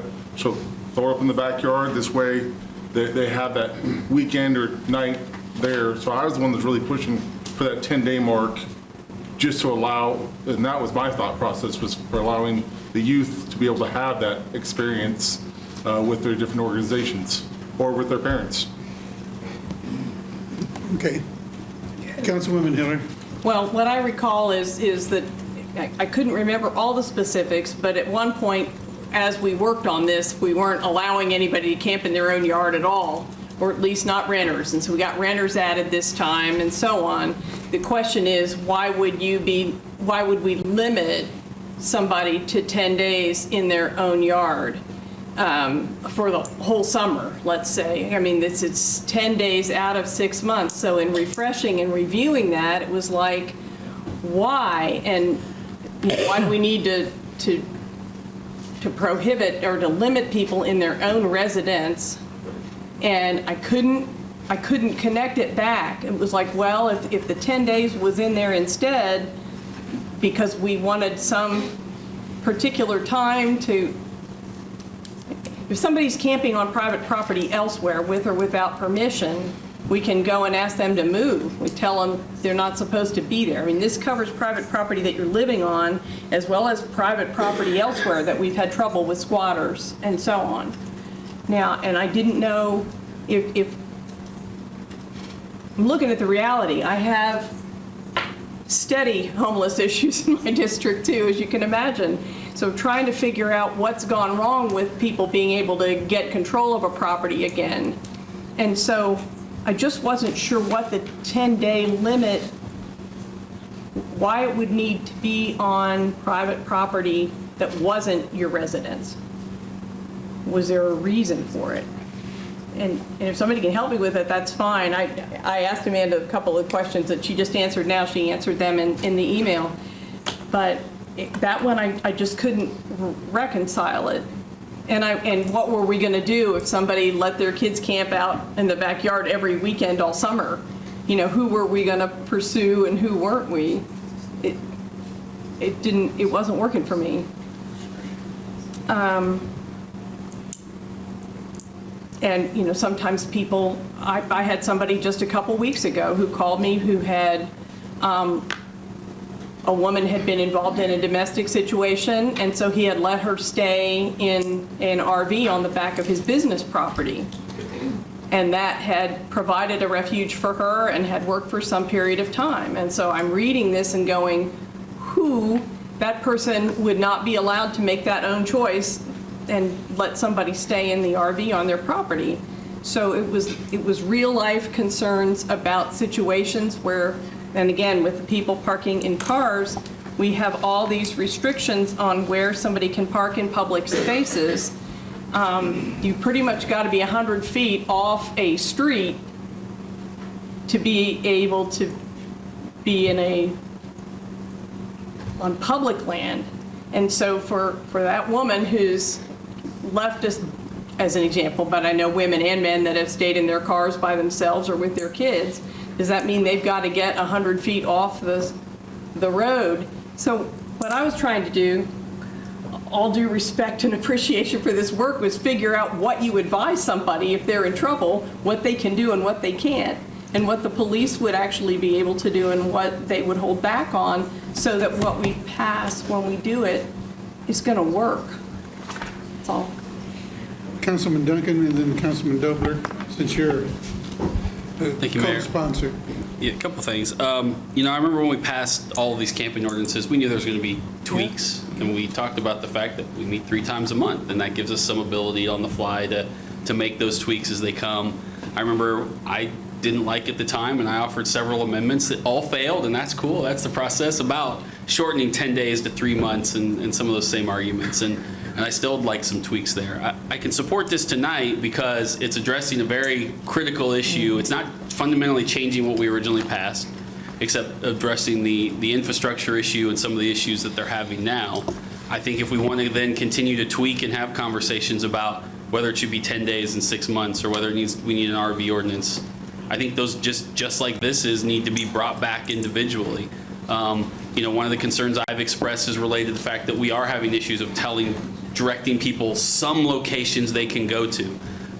Just so everyone knows, the unit has sent me 8 or 10 sites that may qualify for that. My plan now that the snow has melted is to drive out to them and see if I can bring a couple back to the governing body for discussion that we may want to exempt. We'll see how that goes. We may find some, we may not. But my point is, I think we have the flexibility to adjust some of these things if we want to bring them forward on an individual basis. But I'm okay voting for this tonight because I understand the very specific issue it's trying to address, and I think it at least does that tonight for its intended purpose. So thank you, Mayor. Thank you, sir. Councilman Dobler, did you have? Oh, Councilman Miller? Thank you, Mayor, and I second that. You know, I can appreciate your passion and for the work that's been done on this, and I can appreciate your questions. I understand that. That makes sense.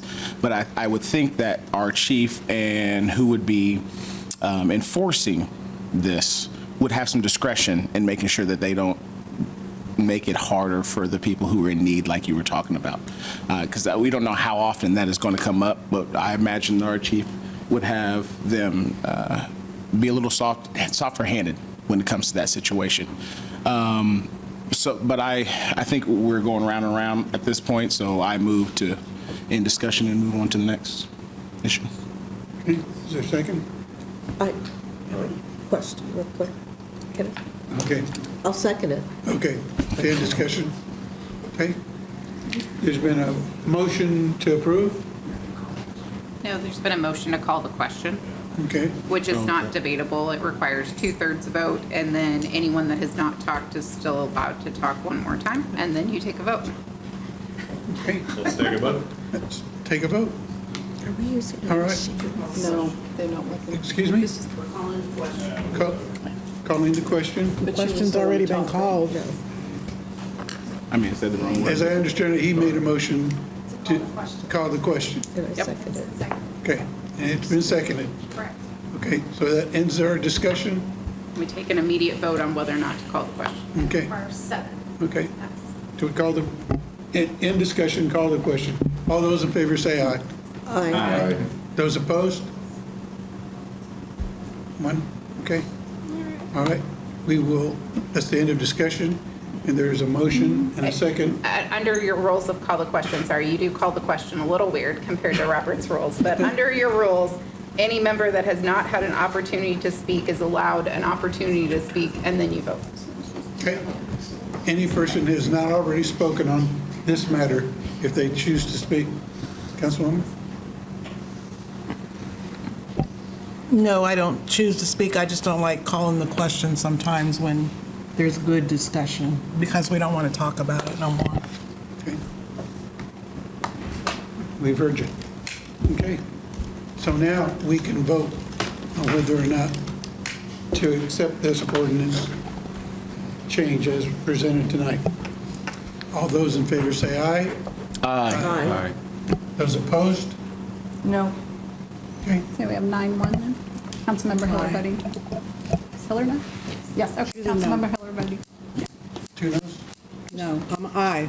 Okay, so we have 9 yes with Councilmember Hiller voting no. Actually, 8 yes, because the mayor's not allowed to vote on this. Right, okay. Correct. So there we go. Not good for the So we have 8 yes with Councilmember Hiller voting no. You just get to pay the traffic cop. Okay, we'll move on.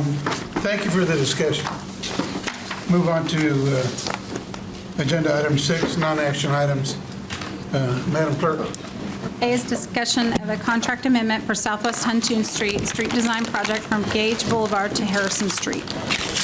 Before we hear your testimony, gentlemen, I have 4 people who have signed up for public comment on this particular item. You can remain if you wish, or On Huntoon? no? 6B? But we're on 6A. Oh, okay. That's the next one. All right. So you're off the hook. All right. Go ahead with your presentation, please. Right. Well, thank you everyone for having us back to discuss the Huntoon Street project. Not a lot has changed since the last time we met, but we do have a few more details that we wanted to share with everyone. So again, this is the Huntoon Street project funded by the Shawnee County Sales Tax Extension from Gage to Harrison.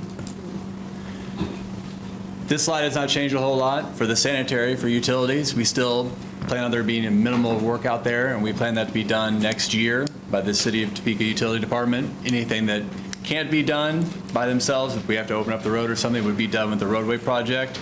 We have a number of 400 to 600,000 in there. That's probably pretty high, but we were going to keep it that way until we've fully vetted the network and we know exactly where we're at. For water, that was probably the biggest change on this slide. Before, we had a range of dollar amounts about what we thought might need to be done. And after taking a deeper dive and discussing the water situation out there with city utilities, we've stuck with the $6.3 million. We'll cover why on the next slide. And the storm, the $1.5 million, that just comes with the roadway project. And that cost will be covered by the roadway construction and the cost with that. So for the water line improvements, after we took a deeper dive into that, we saw that there are a number of concerning issues. The first thing is the existing pipe. When you can find it out there along Huntoon, there's about a third of the roadway that doesn't have a water line main to feed people on Huntoon. So the situation is a little dire in some areas. Sometimes they've just fed off side roads. Sometimes they're piggybacked off of existing service lines, and not a great situation. When you can find lines, they're either a 6-inch or an 8-inch line, which is undersized, and that infrastructure is aging. And this whole corridor needs a 12-inch water line to properly provide services to everyone and to provide pressures for our fire protection, because that is also underserved in this area, which is maybe the most concerning effort. Everybody gets water, but if there is a fire, we want to make sure that we're able to protect everyone through this corridor. So I think with all those elements put together, that's why we stuck with the water line through here needs to be replaced, and those improvements need to be done. So next is a busy slide. It shows a lot of the traffic data and accidents that we've gathered through this corridor. So the bottom graphic shows kind of a heat map of the intersections, and obviously the bigger, brighter circles are where we see more accidents. To the top left, we have the type of collisions, and you see some smaller green bar graphs, and the largest one is with other moving vehicles. 286 accidents through this corridor. We'll put a pin in that. That'll come in later with some other decisions that we've talked about and are moving forward with, hopefully, on this corridor.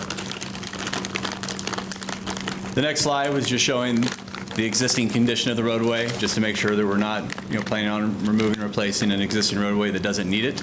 And out of the 35 segments, 27 are at risk currently, with 6 of them being poor and 2 of those segments rated as very poor. This slide was taking in more discussion about 2 driving lanes versus 1, because we know that's a talking point for this roadway moving forward. So the purple line through here is existing traffic of us going out there and taking counts and making sure that we do it during the school year, and these are the most recent counts we have through here. The green line is the capacity of 2 driving lanes. What you have today, this is the capacity of the existing roadway, And as you can see, there's plenty of space between the green and the purple line. You know, either 500 to 1,000 more vehicles we have capacity for than what we see per day. The blue line is if we throttle that down to one driving lane. And we also put in there that we wouldn't have stop signs at Oakley and McVicker, and keep the signals at Huntoon and Lane. And that blue line still shows that we have the capacity with one driving line to service the public and still provide them enough capacity through this area. So for the proposed roadway typical section we have a shared use path, and we show a 10-foot, doesn't have to be a 10-foot, but that's what we're showing today.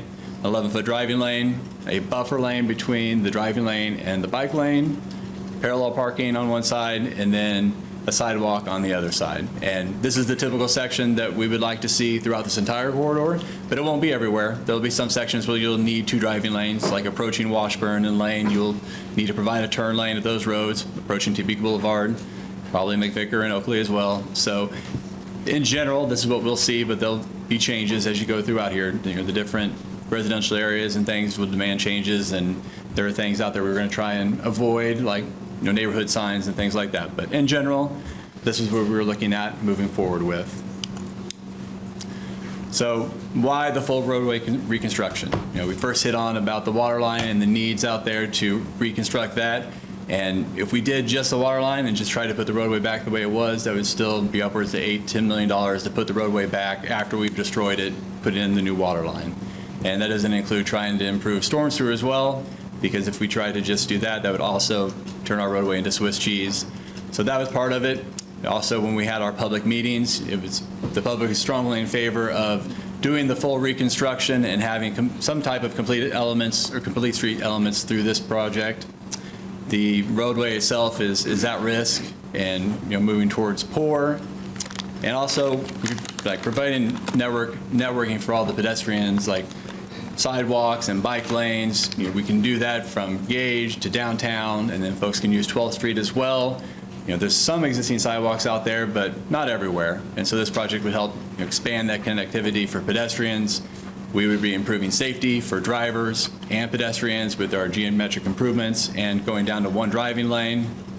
And the roadway construction cost, it's within the budget of what the city and the county have provided for this project.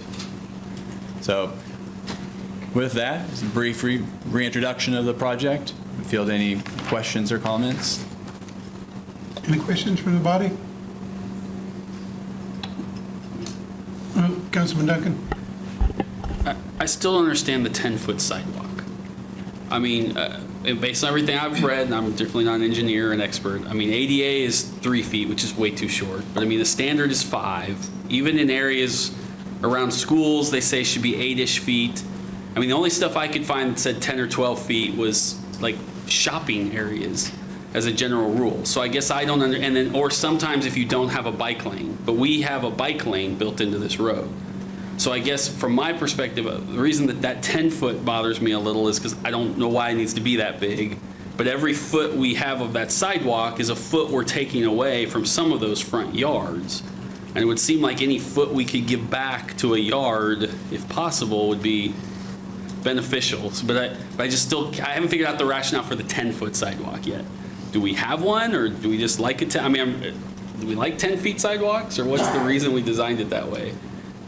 Mr. Mayor, Councilman Duncan, the standard for a two-way shared use path is 10 feet as part of the Complete Streets program nationwide. If you're only carrying shared use path for a single direction, then you can go narrow, but the typical standard for a two-way path is 10 feet.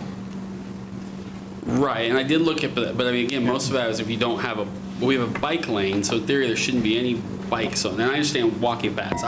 I just would really like us to see that back down to 5 or 6 feet because, again, we're taking people's yards. I mean, we just are, and I think any foot we can give back to those folks and still make that functional, since we'll now have sidewalks on both sides, we'll have a bike lane. Doesn't seem unreasonable to get that down to 6 feet or so. That's just, I mean, I know I'm just one person, but just something to consider as continue to work on the Yeah, design. we'll take that into consideration. Yeah, it's a good question, and some of the feedback we receive during these public meetings is, a lot of cyclists are not professional cyclists, where they get out there and they want to be on the street and they want to go and never stop. There's a lot of families in these neighborhoods. They also want to get their kids out there on bikes and maybe adults with them as well. And that maybe is tougher to do on a 5-foot, 6-foot walk. And so we heard a lot of folks that enjoyed the shared use path, because we have, on 12th Street, we have half shared use path, half bike lane. And folks really enjoyed the shared use path and being able to go out there with their families. And we didn't hear from every single person out there, but we did hear from a number of people that they enjoyed that. So that's kind of the justification of like why we have a shared use path, but also a bike lane, because we're trying to service two different needs for the cycling community. Councilwoman Hofer and then Councilman Banks. Okay. I'll piggyback on the 10-foot sidewalk. That increases our impermeable surface, more runoff, which doesn't thrill me. It also can cause more problems. We're going to mess with trees all along the street. There's going to be trees taken out. People want to put them back in. At some point, we're going to have problems with tree roots. And so maintenance, and this is several years down the road, but we're going to have uneven sidewalks with a 10-foot wide. There's a lot more to replace. I'd rather stick to a 5-foot. And a lot of times, there's not a lot of people going, 2 people on a side. I think it's excess, so I prefer to go to a 5-foot instead of a 10-foot. My next, wrong. And I'm wondering how we're going to handle when you get to Westboro. Are we going to, and it also gets to the buildings down east of Lane. We already have the sidewalks in front of the businesses there, so I'm assuming we are not going to disturb those, and we're going to leave those as is, and the parking. So I'm hoping that will not change. We won't see that until we get the drawings back. Next question was water lines. We have a lot of them that are on the side streets like Boswell, Jewel, that actually come in from the east and west instead of the lines to the houses being on Huntoon. What are we going to do about those water lines? Are we going to remove them? Are we going to cap them? And I'll preface this with, at my business, we had a line, and I have no idea how many decades. It was still connected. It wasn't used. No water was really going through it. But it was still open and could have had water coming into it. And I don't want anyone to deal with that because it cost us several $1,000s because we had to remove it.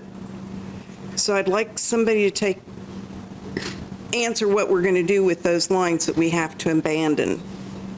That's, when we do it, I want to do it right, and I don't want lingering issues. Yes, for the water lines, for the existing water lines, I can speak to that unless there is something unforeseen, we will always remove existing water lines out of the ground, because I'm with you. I've been on a number of projects myself that existing water lines have caused problems with subgrade. It channelizes water, and it always causes problems, and sometimes you don't even know if it's live or not when you see it, so then it causes pauses and delays. So anytime that we can take it out of the ground, we're going to take it out of the ground. Okay, then my last question has to do with the bump outs. How are we going to handle those in relation to emergency vehicles, buses, UPS trucks, where some of those corners, they're not big. And there's an issue trying to get around a corner, and those UPS guys are trying to deliver everything in their truck, and they're in a hurry. Police cars, they're in a hurry. Fire trucks are in a hurry. So how are we going to handle those so we can do better than we did on 12th Street and we have less problems?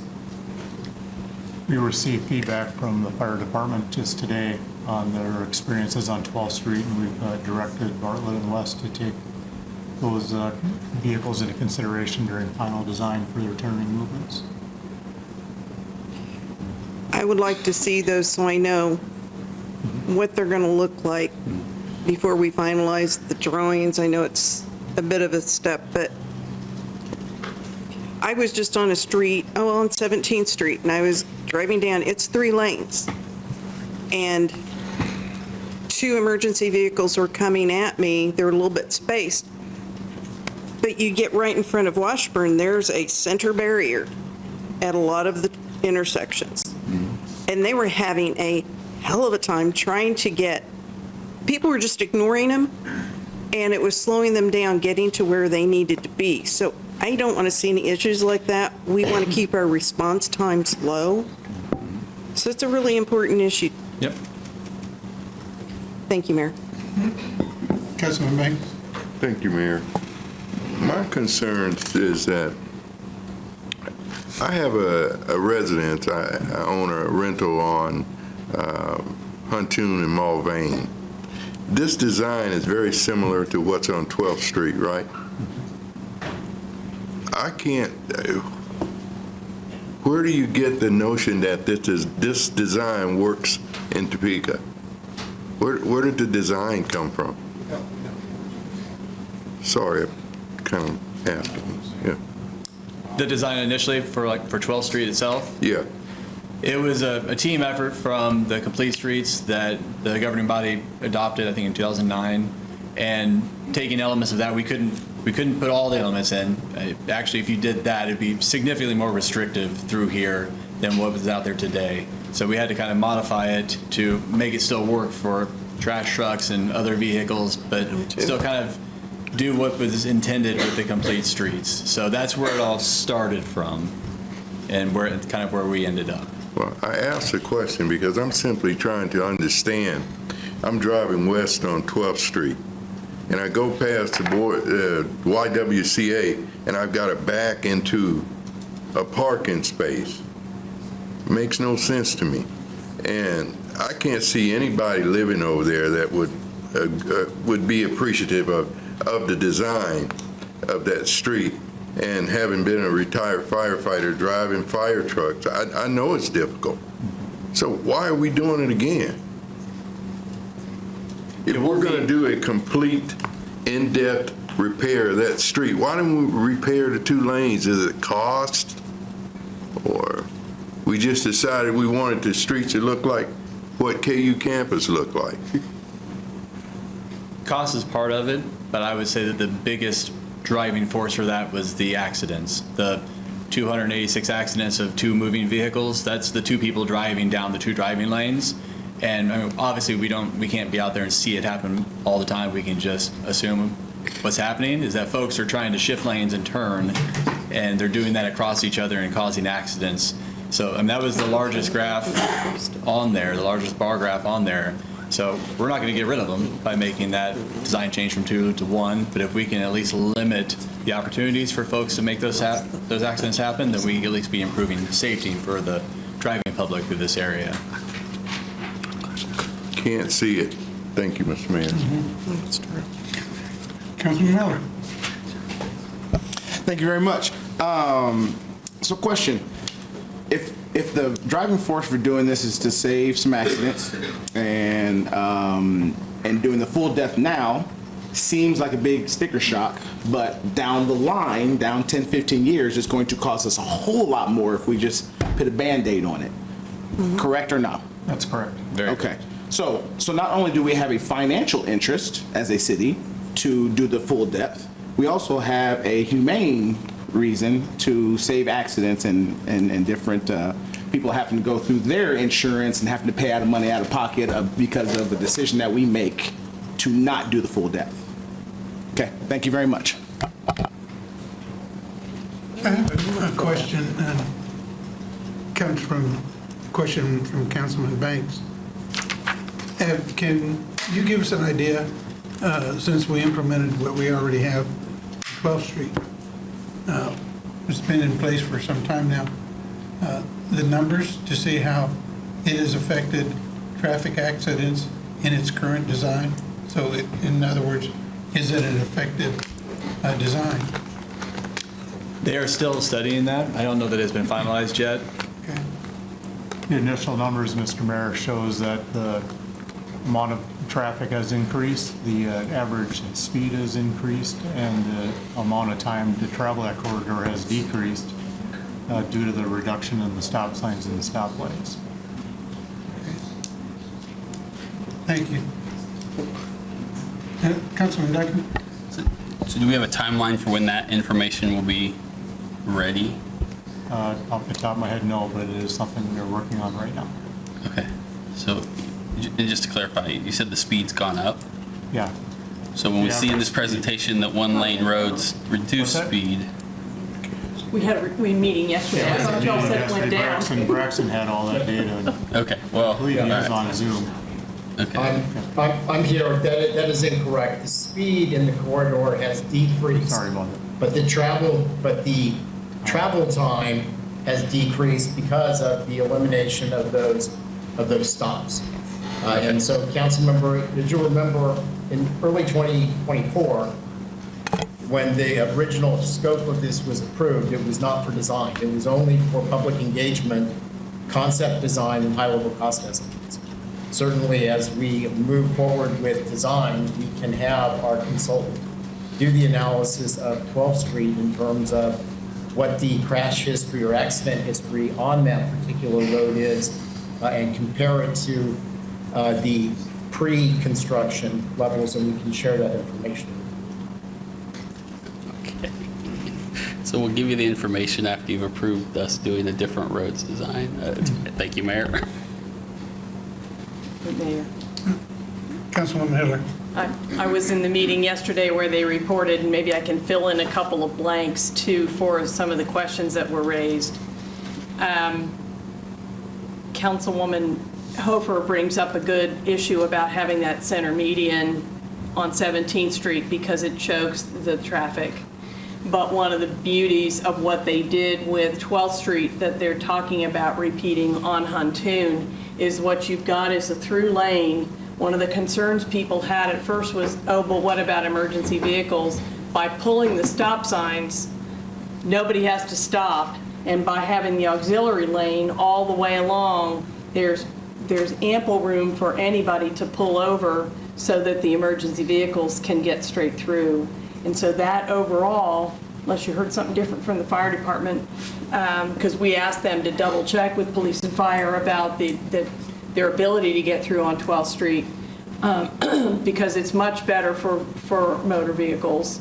You just cruise, and as Braxton pointed out, the speed limit is less. And sometimes people argue, oh, if you do that, they'll go faster, but their documentation is that the speed limit is less, or the speed of the vehicles is less, but the time to get all the way to Gage has dropped as well. It's a smooth run. The other thing that I'll just add into what you said, Jeff, was that by reducing from 2 driving lanes to 1, and what you've done is dropped in half that long-term major street maintenance because it doesn't get the driving. And as much as we've gotten ourselves caught up with all of the overdue maintenance because of how many lane miles we have in Topeka, we started cutting back to 1 through lane probably 10 years ago now on West 6th Street, if you think about it, on West 10th Street, if you think about it, then on, certainly on 17th with the island, but then on 12th Street. And those are overall working really well. Also, my recollection, and this is from when we were talking about 12th Street, was that, and y'all didn't mention it, but the big protection is for pedestrians. When you have the bump outs and the single lane, especially with the one-way traffic, you can see who's coming, you can see how far away they are, and you only are having to cross 1 lane. And that's made a big difference. Our biggest request before that first project started was, could we get pedestrian crosswalk lights at Randolph and at Buchanan or Clay to get to Robinson Middle School, to get to the elementary school. At this point, you can cross safely at any block along the way. So those kinds of things have worked with the Complete Streets design. So just wanted to, and also you all did a 12th Street kind of debrief and invited people to come because there had been lots of complaints and concern about those changes. And don't let me speak for you, but I was there and I've heard your report since then. The response was favorable. So that's just the reality of how to move this along. One of the things that had been a big complaint that we talked about yesterday in our 12th Street, on our Huntoon corridor briefing, deep advanced briefing, was that there'd been a lot of complaints about the construction process, the phasing of the construction, because basically it was torn up from Topeka Boulevard almost to Gage all at once for a while. And the commitment that you all have made is that that phasing will be much tighter, so that once you get from phase X to phase Y, you're going to clean up the rear behind you, so we're not leaving everybody torn up for 3 years. Yep. Correct? Correct. Thank you. Deputy Mayor. One way that, just kind of thinking about this was just kind of on my daily commute, getting rid of those stop signs, stop lights, that's going to reduce a lot of the accidents right there. I deal with it every day at 29th and Gage. I usually hit the stoplight going northbound on Gage.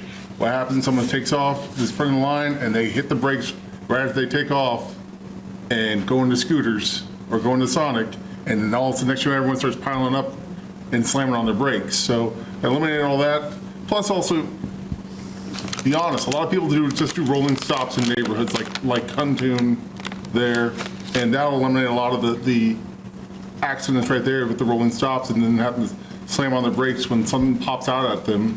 So I think just, eliminating a lot of these stops with stop signs, stop lights will just completely reduce a lot of the accidents happening, because it's going to reduce those occurrences of people that are speed up really fast and brake really hard when they're taking off and stopping. So it affects everyone in that row when you're following them.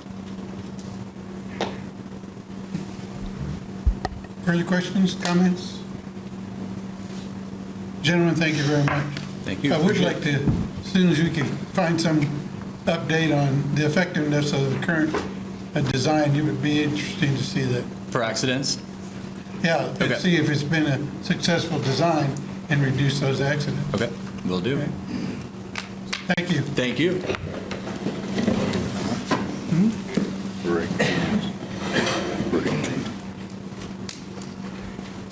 I have. I want to give people an opportunity. It is 8 o'clock, and typically we'll take a quick 10-minute recess to give everybody a chance to stretch their legs before we move into the next item for discussion, which will also, correctly now, give the opportunity for the public to make comment. So we will recess now. It's at 2 minutes after 8. Give ourselves 10 minutes and recess, and be right back at 12 minutes after 8. Thank you.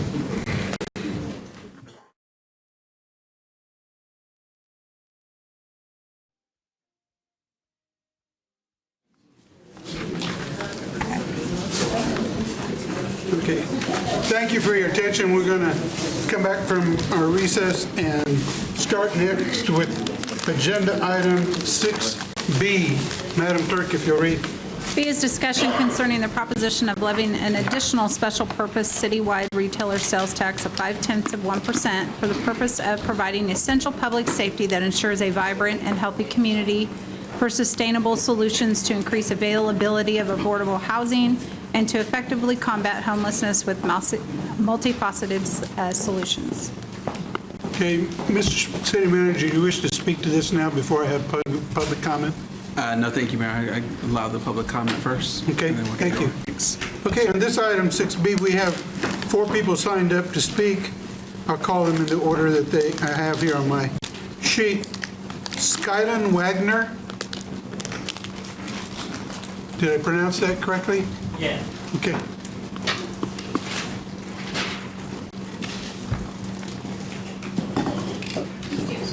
Stand there? Yeah. Perfect. Sir, do you understand how the timer works? I do not. Okay. When you're ready to start, they'll give you a green light. When you have 1 minute left out of your 4 minutes, a yellow light will go on. That'll tell you only have 1 minute left, and then the red light means your 4 minutes are up. Understood. Okay? Gives you a feeling of where you need to be in your speed. And if I could ask you, we have had a few people say it's been difficult to hear everyone speaking. So if you can pull that mic towards you and speak as loudly as you can and clearly, that will help some of the people in the audience. Understood. Okay, proceed, sir. Thank you. So specifically on reference to a additional sales tax, I think it's pretty clear that currently there's a pretty big divide between communities and their elected representatives generally. And taxes like this tend to elevate those distances. And so if this council wants to move forward with this policy, my recommendation is that you focus on transparency, specifically in this policy, how it's going to be enforced, what the funds are going to, and how city council can be held responsible if, like, the funds don't go to what they were supposed to go to. I think the council has had issues in the past where things were passed with general ideas and funding was not properly or accurately given to the areas in which they were initially planned to. I do understand that the city has limited resources when it comes to the forms of revenue it gets. That said, I think sales tax is something that the community is particularly sensitive to at this time, especially with Governor Kelly's lowering of food taxes. And I also know that the people who are most affected by sales tax are going to be people who are least likely to come to these meetings and be able to speak. And so other forms of revenue may be the best option forward.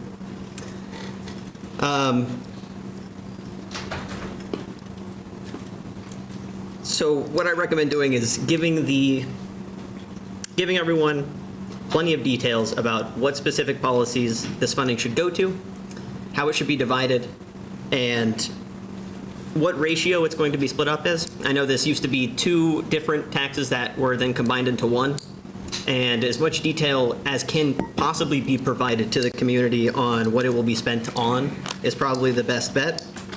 I know that if the goal is indeed a vibrant and healthy community, focusing more of that into the police budget may not be the most effective path forward. And affordable housing is an issue on the top of everyone's mind currently. And so with this being a sales tax on those that are going to feel the effects of affordable housing the most, it needs to be done right. And so I recommend as much detail as possible, and possibly avoiding a sales tax if there are other forms of revenue. That's it. Thank you, sir. Thank you. Okay, Martha Boatwright.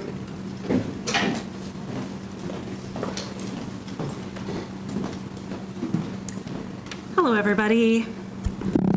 Okay. Hi. So when the sales tax was initially presented during the open budget meetings with the public, there was the discussion was that there were going to be two increases of 0.5%. One that was going to accommodate the raises that were just allowed for police, and the other that was going to be for shoring up social services here in Kansas. So I'm not 100% sure how we wound up with only one that's going to be for both public safety and social things. But I do feel that if we are going to be voting on this, there needs to be a lot more clarification about what the money will be spent for in our city, especially if we're going to have a regressive tax where most of the burden will be put on lower income families.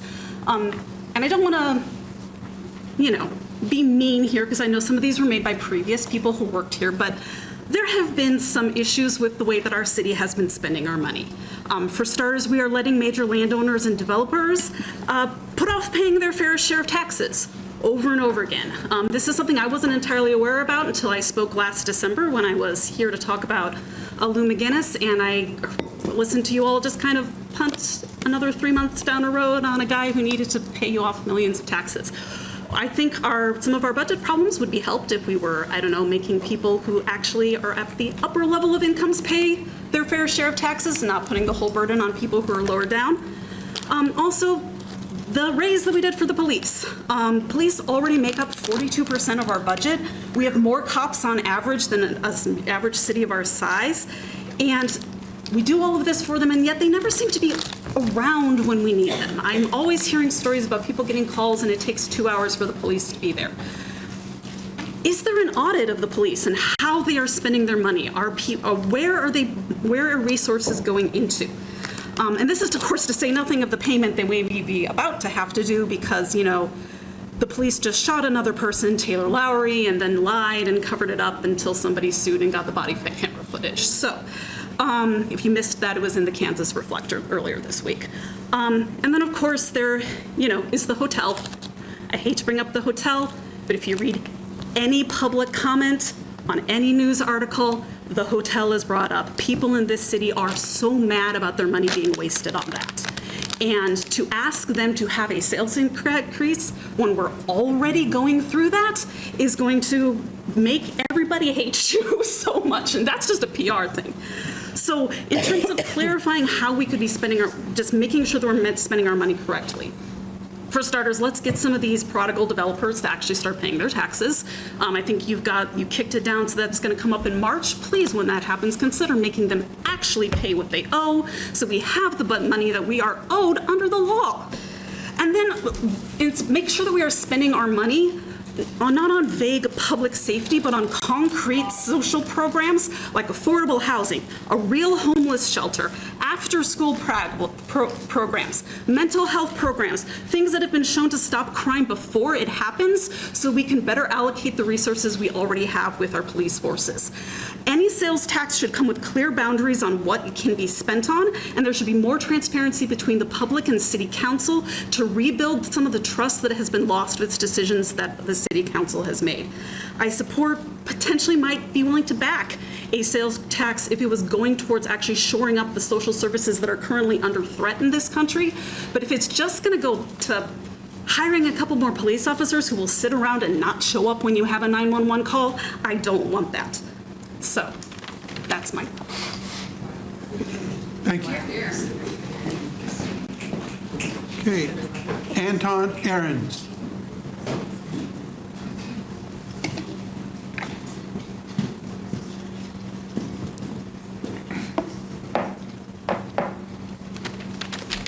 Good evening.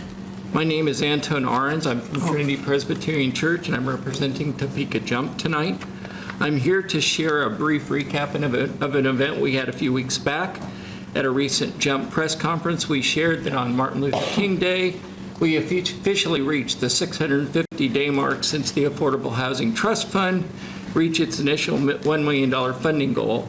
That's almost 2 years that the fund has gone unused, while the cost of living and the rate of homelessness have both continued to rise. Out of our faith-driven love for our neighbors in Topeka that are struggling day to day, Topeka Jump will continue to be transparent with the public around these housing needs until the City Council prioritizes the full utilization of the Affordable Housing Trust Fund, which means activation and dedicated annual public funding. Here with me, I have a stack of 100 cutout houses. Each house represents 100 Topeka families that spend more than 30% of their income on their housing, which is more than the federal government mandate should be done. We've heard folks mention that the trust fund is not the only tool to address the housing shortage. We have other tools like RHID, and we say that we're glad the city has other housing tools like RHID. To understand its impact, we asked about the number of affordable housing developments that have been completed to present, and if the project will be approved tonight, three of these cutouts, 330 new affordable houses will be provided through that program, RHID. We applaud that. But that means that by my count, there are still 9,700 Topekans that need houses and that need affordable housing. Although other tools are useful, the housing study that this governing body paid for, named the Affordable Housing Trust Fund, is the number one priority for addressing our housing shortage. Our first request is that at minimum, in the calendar year 2025, this council convenes the HTF Review Committee and spends the $1 million on affordable housing developments. Our statements tonight are not out of ill will for the governing body, but in the hope that you will be moved to action by many Topekans' struggles and press forward with this invaluable tool. We've appreciated the responses we've already received from the city manager and from council members Hiller, Valdivia Alcala, and Miller. We appreciate that, and we look forward to continued conversation. Lastly, and most importantly, as others have said before, when considering this opportunity for more revenue through the city manager's sales tax proposal, we would urge the city council to make the language on the ballot specific so that Topekans know what their money will go for. That will go for public safety, salaries, for police and firefighters, fine. Affordable housing, great, in the Affordable Housing Trust Fund, and our ideas about how we're going to spend it to fight the homelessness problem, which is a big problem in Topeka. And we hope that that will be put on the ballot in late April. Thank you. Thank you.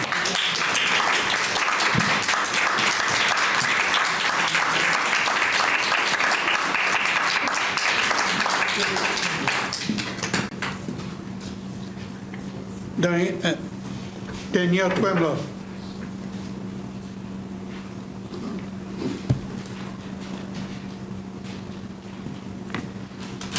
Thank you. So a lot of things that I had ready to say tonight have already been said, so I reiterate a lot of that and feel those frustrations with this sales tax. We've heard a lot of plans about what people are going to continue to do, but not a lot of plans, as we've heard, on how we're going to collect money owed. I've heard a lot about negotiating. I've heard a lot about, we'll just be out money if we let these properties go to sale. But there's definitely a third option that I don't hear ever discussed in these budget meetings, and that's saying if you don't pay the money you owe us, taxpayers, don't ask for any more specials or breaks anymore. You won't get them. That's how it's done. I always have to have a cosigner if I'm going to get a loan, and I was bad on my taxes. I'm not quite sure why this third option of if you're not paying the money, you don't get to do business with us ever. That $8 million is owed to us. We have 9 buildings downtown that have been sitting empty since 2013 to 2017. 9 buildings. Another one just added when an organization had to leave because they couldn't afford rent. So I really cannot see how we can continue to ask people to scrape by to pay when we're letting this off. And I know that that's been said over and over again, but we feel like we're being ignored because we have these utility rate increases over and over again, asking for the same things about water main replacement. I know I've asked my city council member to ask questions, which he has done, and we haven't heard a response back, for the number of water mains that have been replaced since this increase in 21, 22, 23, and 24, which was supposed to be 6.5 miles per year. But all that we have recorded, from what I can find on our city website, is under 6 miles total. So I want to know that answer. And that could be they're just not updating the website, and that might be fair because it might not be super easy to navigate. But I shouldn't be able to know. I should be able to look and see where that money from that utility increase has gone. We keep talking about how violence prevention is about giving people what they need. We have provided this information over and over again. The CDC, the Department of Justice, everybody has pointed to the fact that in order to help people thrive, we must increase housing, mental health, child care assistance, and all those other social service programs. And yet we keep talking about reactive measures. We know we haven't seen it in the Jado situation, where it caused a community member to take it to the Supreme Court of Kansas in order to get our tax money paid correctly. So there is a history where people do not feel trusted, and we must be more transparent. Additionally, I want to point out that the really devastating violence that we saw in 2024, while it ebbs and flows and we expect increases and decreases, I want to point out that in our community, so Topeka and in the very small surrounding, that 5 of those homicides were domestic. 5, 2 of them consisted of a parent murdering their child. One of them was a child murdering their parent, and 2 incidences of a partner relationship. That tells me that we need more social services, that we need to be providing things to people in order for them to thrive. And I really hope that when we're looking in the next week at writing these out and making these definitions, that we understand that public safety actually means something much different than what we're outlining here. Thank you.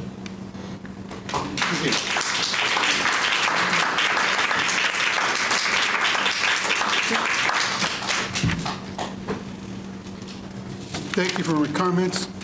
We'll move on now. Mr. City Manager. Thank you, Mayor, members of the governing body. Josh McInerney, our Division Director of Budget and Finance, will lead us through this item. While Josh is coming up to speak with us, I do want to share that what we're bringing before you for consideration, we do not take lightly.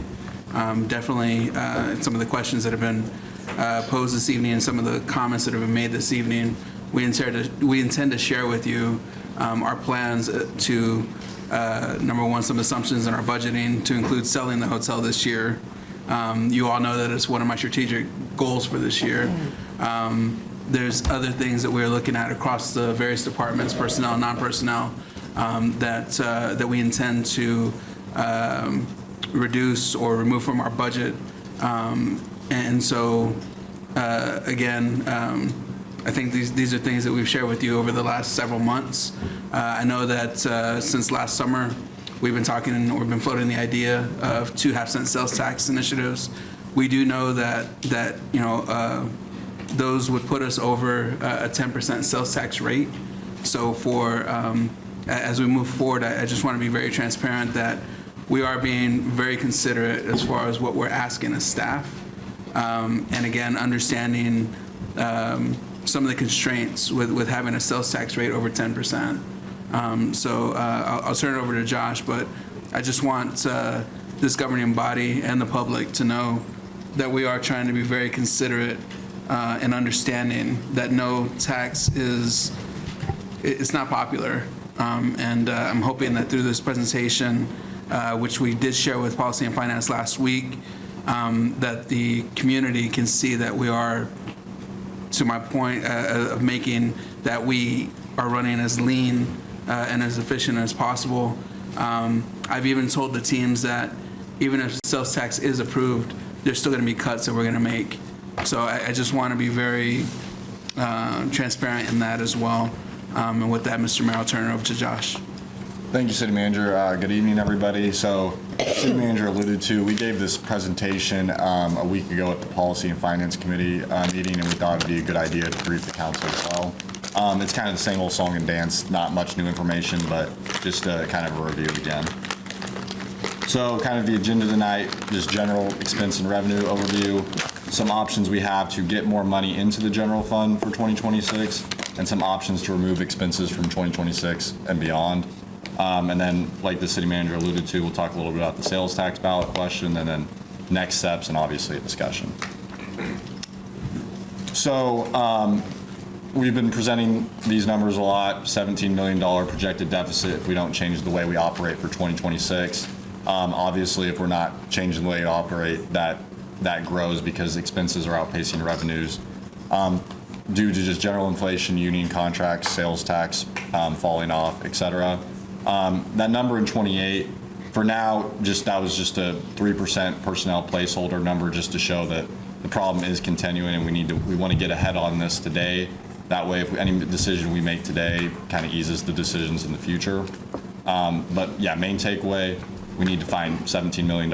And then also on the expenses, we typically in our budget, we do implement what is known as a vacancy credit. We know in the city that we're going to have open positions for a variety of reasons at a time, to where in the math in this, we have a $1.1 million vacancy credit established. Now, usually we've been running a higher credit than that, but that's just a starting point for this budget. So options to increase revenue in '26. So a month ago, we floated the idea as we implement our CIP process. We kind of want to shift some funding source and reduce some scopes of projects. That way we can shift some of our general fund or our debt service mill that goes to paying bond and interest payments into the general fund to give us more operating cash on hand. Now, what that would entail is the Dreams program, we'd reduce that from 1.5 million to 750,000, and we change the funding source from being a bonded project into a citywide half-cent sales tax funded project. Now, obviously, that's a reduction, but we can still do street projects, sidewalks, curb and gutter, alleys, et cetera, in those neighborhoods. So it's not like it's going cold turkey. Stuff will be still being done.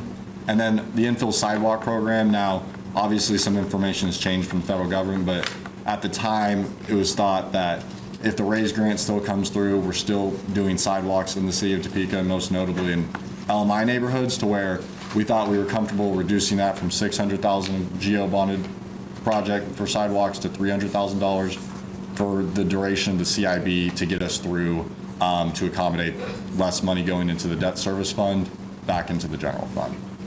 And for reference, that the RAISE grant was $25 million.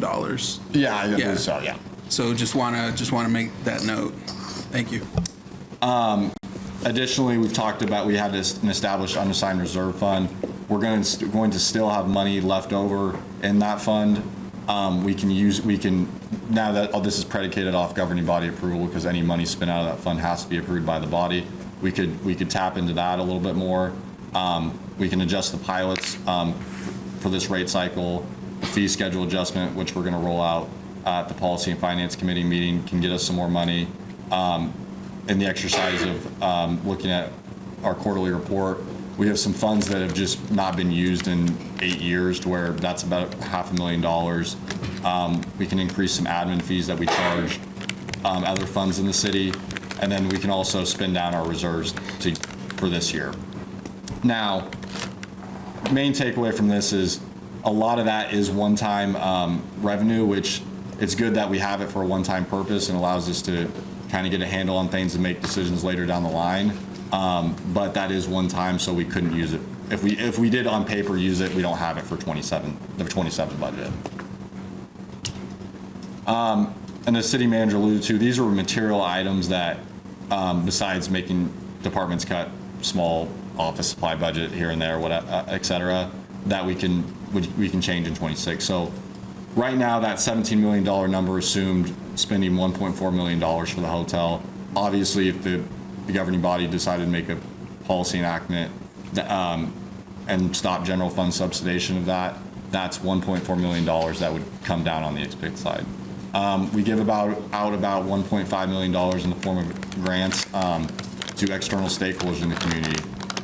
One thing that we can do this next budget cycle is evaluate each one of those programs on their own merits and see if that money's still good idea to spend that money still outside the community, or keep that money in-house. That way we don't have to make cuts for internal services.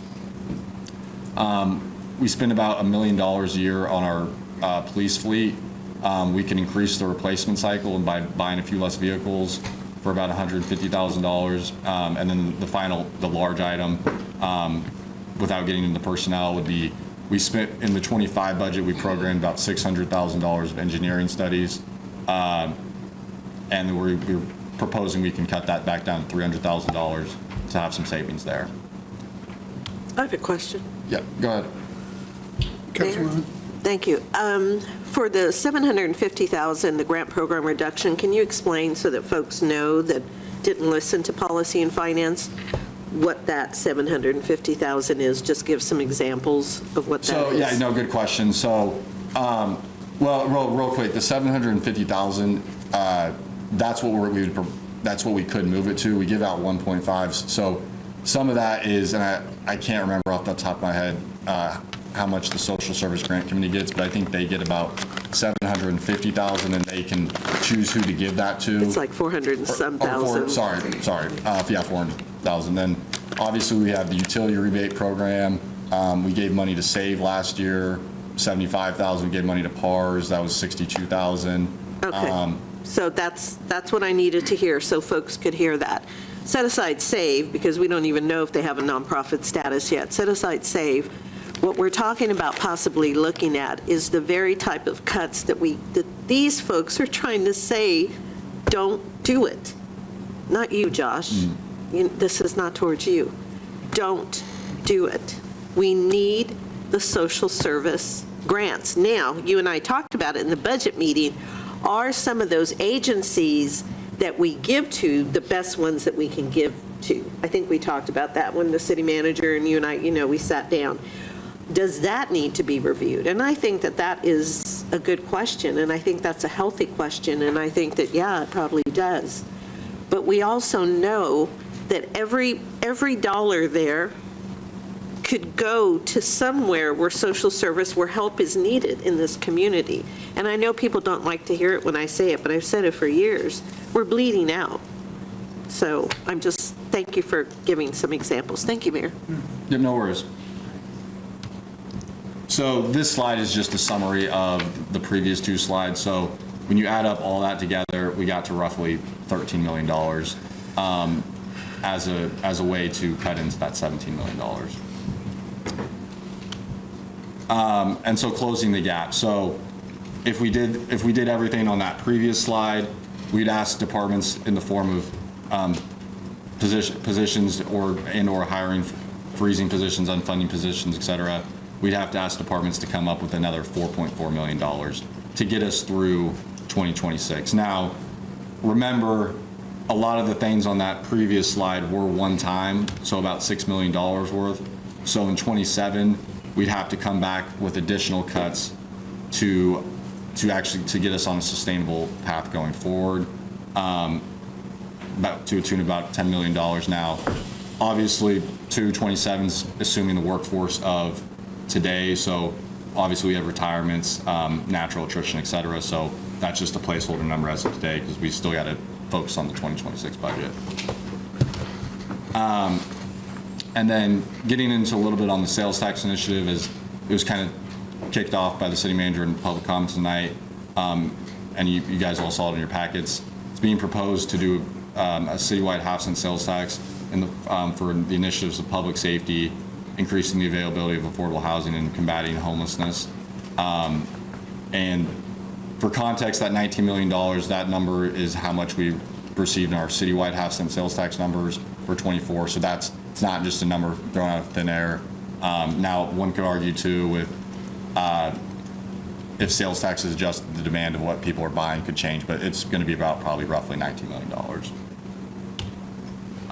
And then for transparency purposes, I think a lot of you guys saw this slide at the December meeting.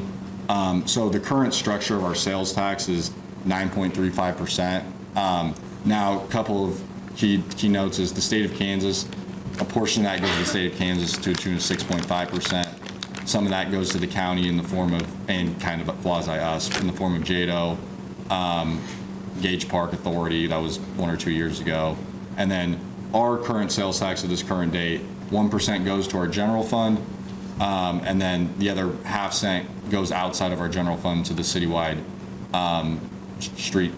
Fix Our Street Sales Tax Fund, which you guys approved those projects, the Public Works Infrastructure Committee. And then just for context, we just chose Northeast Kansas cities as a comparison tool. So kind of the next steps, and as it's been alluded to, just kind of, obviously this is a discussion item for tonight.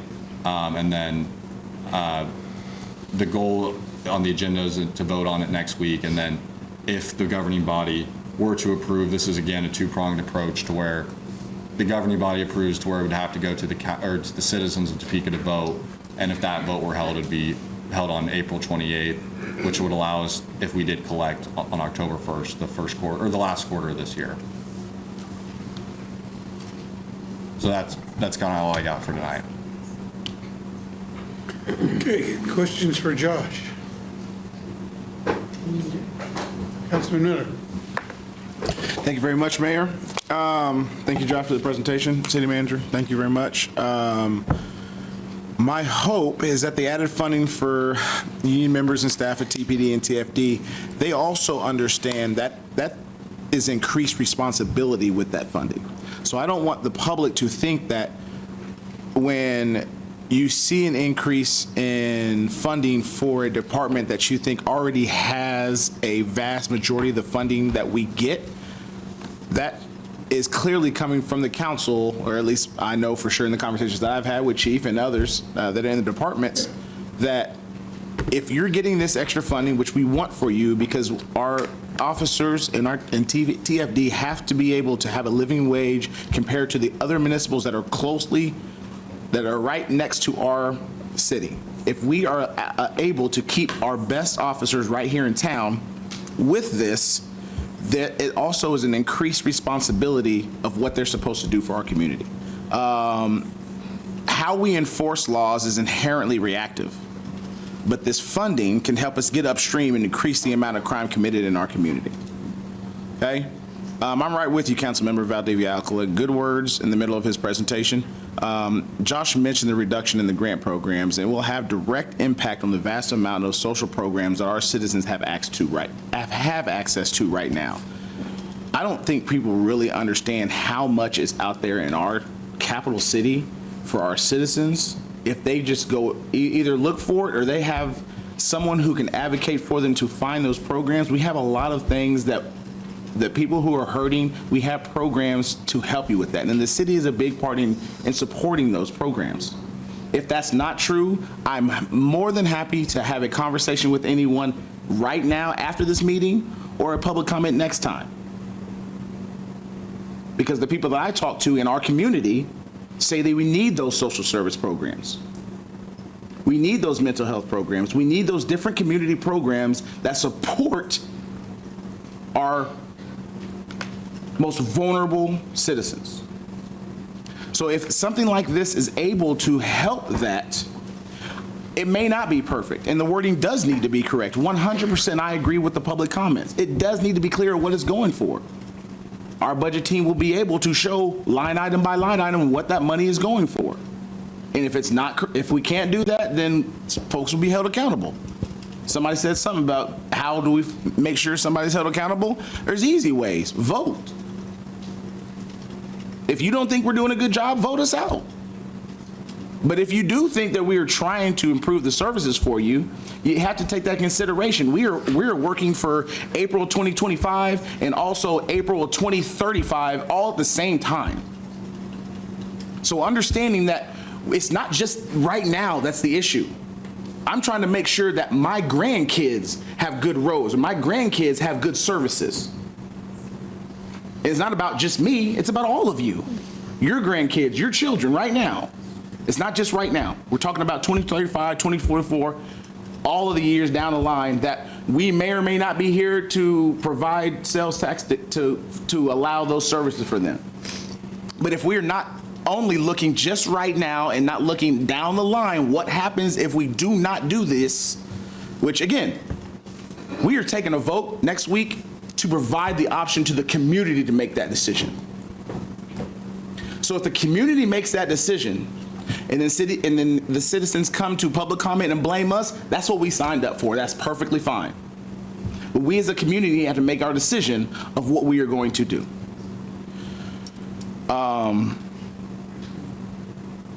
It will, like I said, it will have direct impact on a vast amount of programs, but in a time when if they have other sources of funding that may be on the chopping block before this would even come into effect, are we helping or hurting our community members by not acting now for them?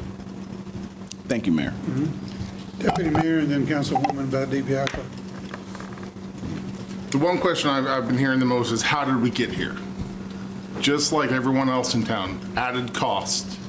When you have to spend more for certain things, we're, as a city, having to spend more for things. One thing that we were all big proponents on was our pay raises, to be competitive with our neighboring communities so we didn't lose our staff members that we spend time training, working, getting them involved in our city to other municipalities or other jobs. couple months ago, I was banging the drum mill levy. Mill levy. We have to do something. It's going to blow up in our face if we don't do anything.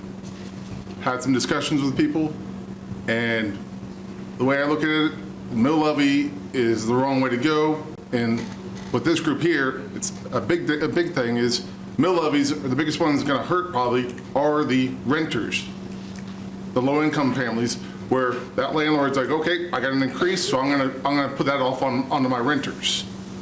We go with the tax. This is everyone. This is all the people in the outlying community. They're on the borders that don't live in Topeka but are considered Topekans. They're right outside our border, coming in and spending their money. All the events and other things we have going on, that money spent here by everyone else around us that comes to Topeka is being distributed amongst a lot of people. Where the mill levy would only affect the actual citizens of Topeka, not the outliers. You know, we got here, like I said, pay raises, deferred maintenance on a lot of things. And that's where I'm scared of some of these cuts, it becomes deferred maintenance. Like Josh mentioned, maybe not renewing some of these vehicles as soon. Well, to me, long-term down the road, that costs us more money as a city.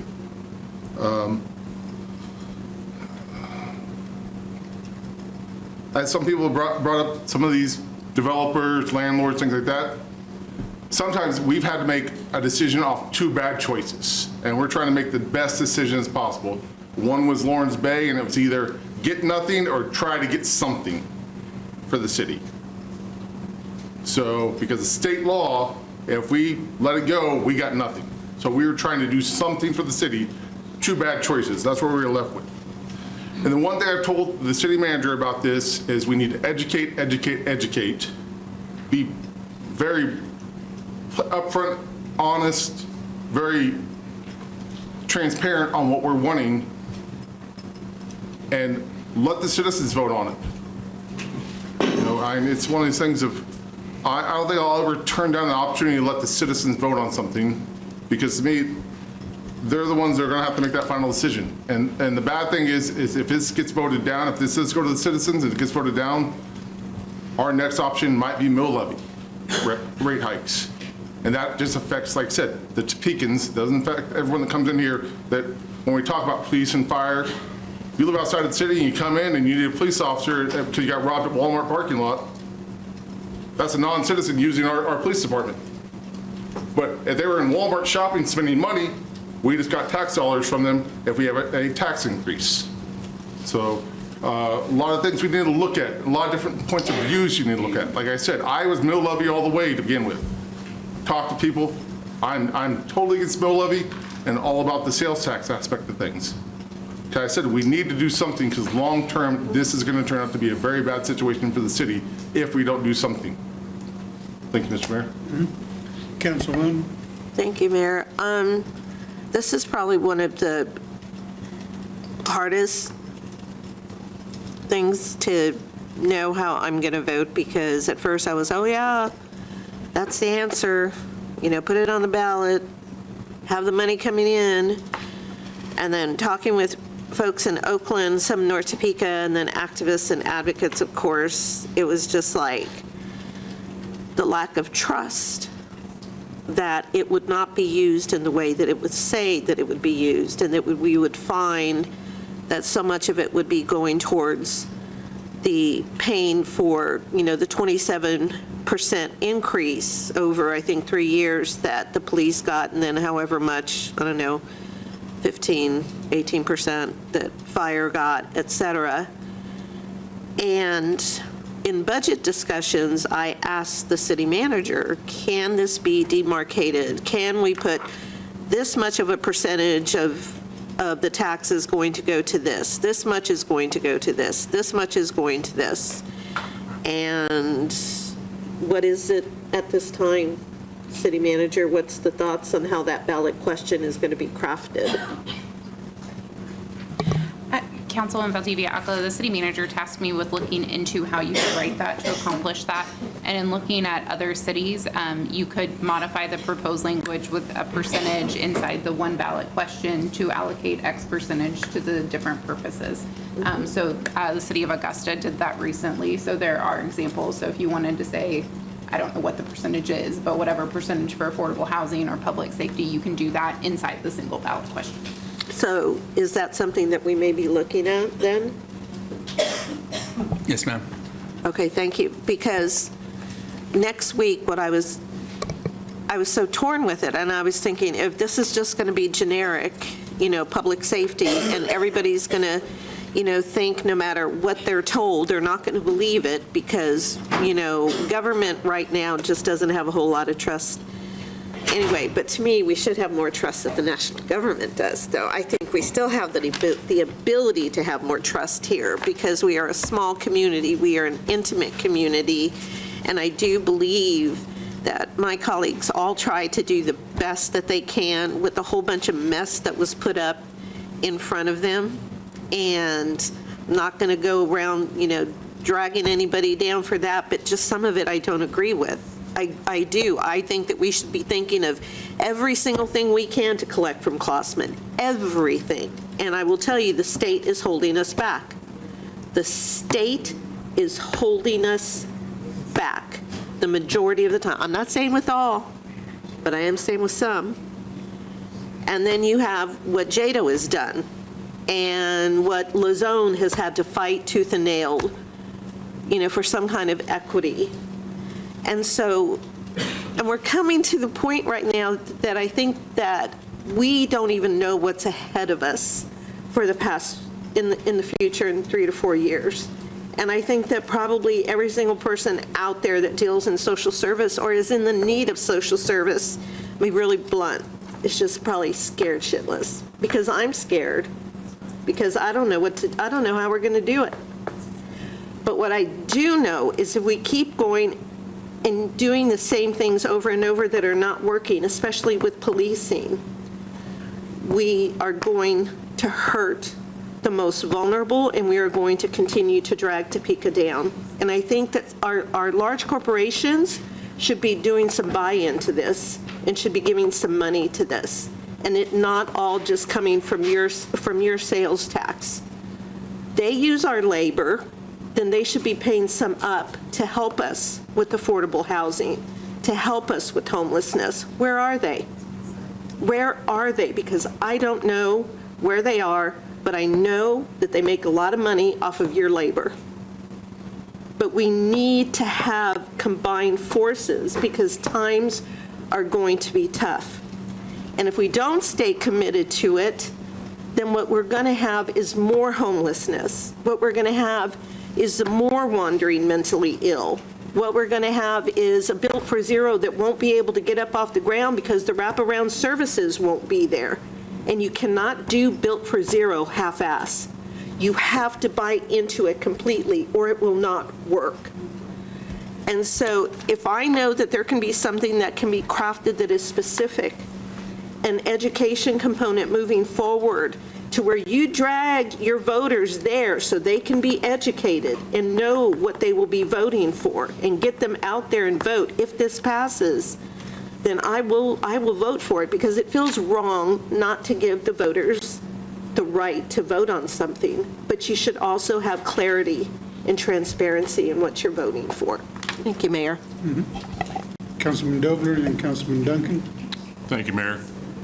City Manager, this won't come as any surprise to you probably, but I will not be in support of this next week. I think the timing is wrong. I don't believe in mail-in ballots. I think if we're going to put this in front of the voters, it ought to be on the November ballot when everybody's going to vote for everything else. It is a regressive tax. Sales tax is regressive. It hits people in the lower income brackets harder than it hits everybody else. And I'm not convinced, Josh, no offense, because you're doing the best you can, but it's a lot of projection. 2 years ago, we had more money than we knew what to do with. And I realize that's all kind of going away. I just don't think we're to the point yet. We've already shown that we can, looks like we can do 2026 budget, might be some cuts. I think we need to do the budget this year and figure out exactly where we're at. I think we need better projections. We're not even sure where we ended up 2024 yet. And it's just, the timing is just poor in my estimation. So I will not support this. I may choose to support a sales tax later if it makes sense, but not at this time. Thank you. Councilman Duncan. Thank you, Mayor. Just got some notes here. I don't know if they're in any order. First number I want to throw out, this is just a larger advocacy piece with the state. This number came out last week, and it's fairly shocking. That number is $8.7 billion. That is what the Department of Revenue told the state legislature last week, that all the sales tax exemptions that they have authorized over the years now equals on an annual basis to the state of Kansas.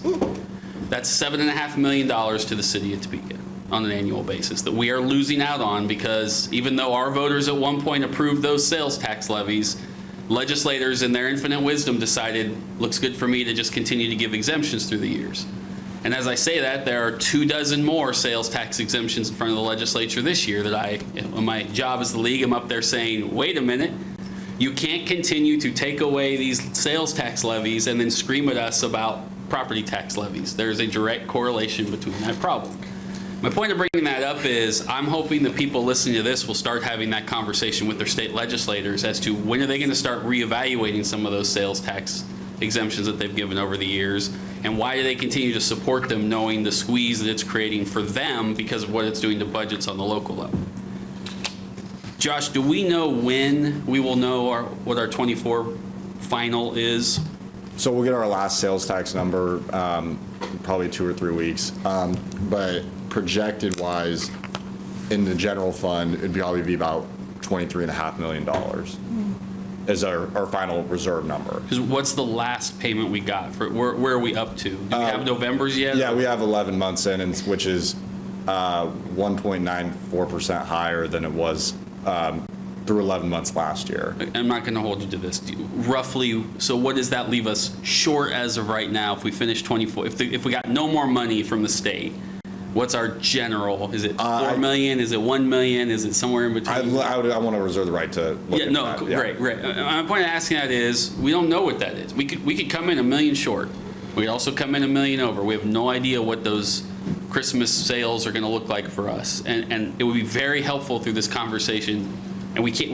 We have to wait for the state to send those at the end of the month, because it's a 60-day window from when you get those to know what that looks like. I think it makes sense if the public's confused about this, because I think we're confused about this. The way that I have heard 2 council members tonight speak about what they think these dollars are for is the exact opposite of what I think these dollars are for. And by that I mean I don't view I've never viewed the dollars for public safety to be more money to public safety.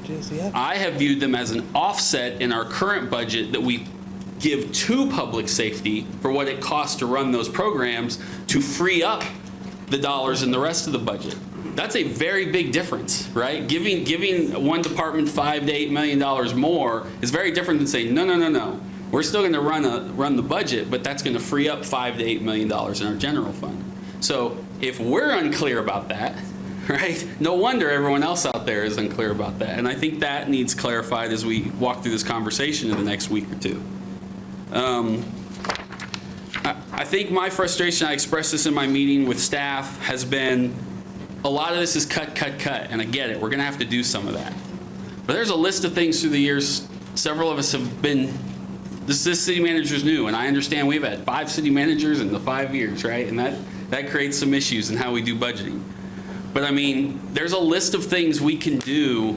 They're going to take a little work over the next 7 to 8 months as we go through the budget, right? But they include, Councilwoman Hiller had a document at the end of last year. I didn't like it all, and I told her that, but there's some good things in there too, right? We had to do some triage when we had COVID and had to cut $5 million in literally several weeks' time, right? There's a little bit of a playbook there to go back and look at and see what we can take from that to find some savings. We have had continual presentations and discussions over the last several years about several departments that we could re-envision, that we think there could be some savings there and need a little more study on that. We've talked, several of us, about an engineering department overhaul and the way we envision that department. I know we're going through fee changes now, and that's accounted for partly in this budget on those changes. Even simple things like having a real policy discussion, similar to what Douglas County has done, as Lawrence has gone to a Douglas County first policy and how they deal with their unsheltered populations, right? That is saving them some money, but also ensuring the dollars they have are stretching much differently, right? We need to look at that policy, and if it's working, and something that we should adopt here for savings in that area, right? We haven't evaluated our health insurance plan in more than a decade. Should we still be private, or should we still self-fund? Should we do private? I don't know the answer, but the problem is nobody else does either, right? And I do believe if we work with the county, and we may have, it sounds silly, we have to spend some money to make a lot of money, right? But we do need to lean on every single law we can to finally either press the county to put some things up for tax sale, or start going after those people who do owe, at least to the city portion of back taxes, and finally start to collect on some of those. So the point is, there are other things we can do besides just let's trim 5% here, 5% here, 5% here.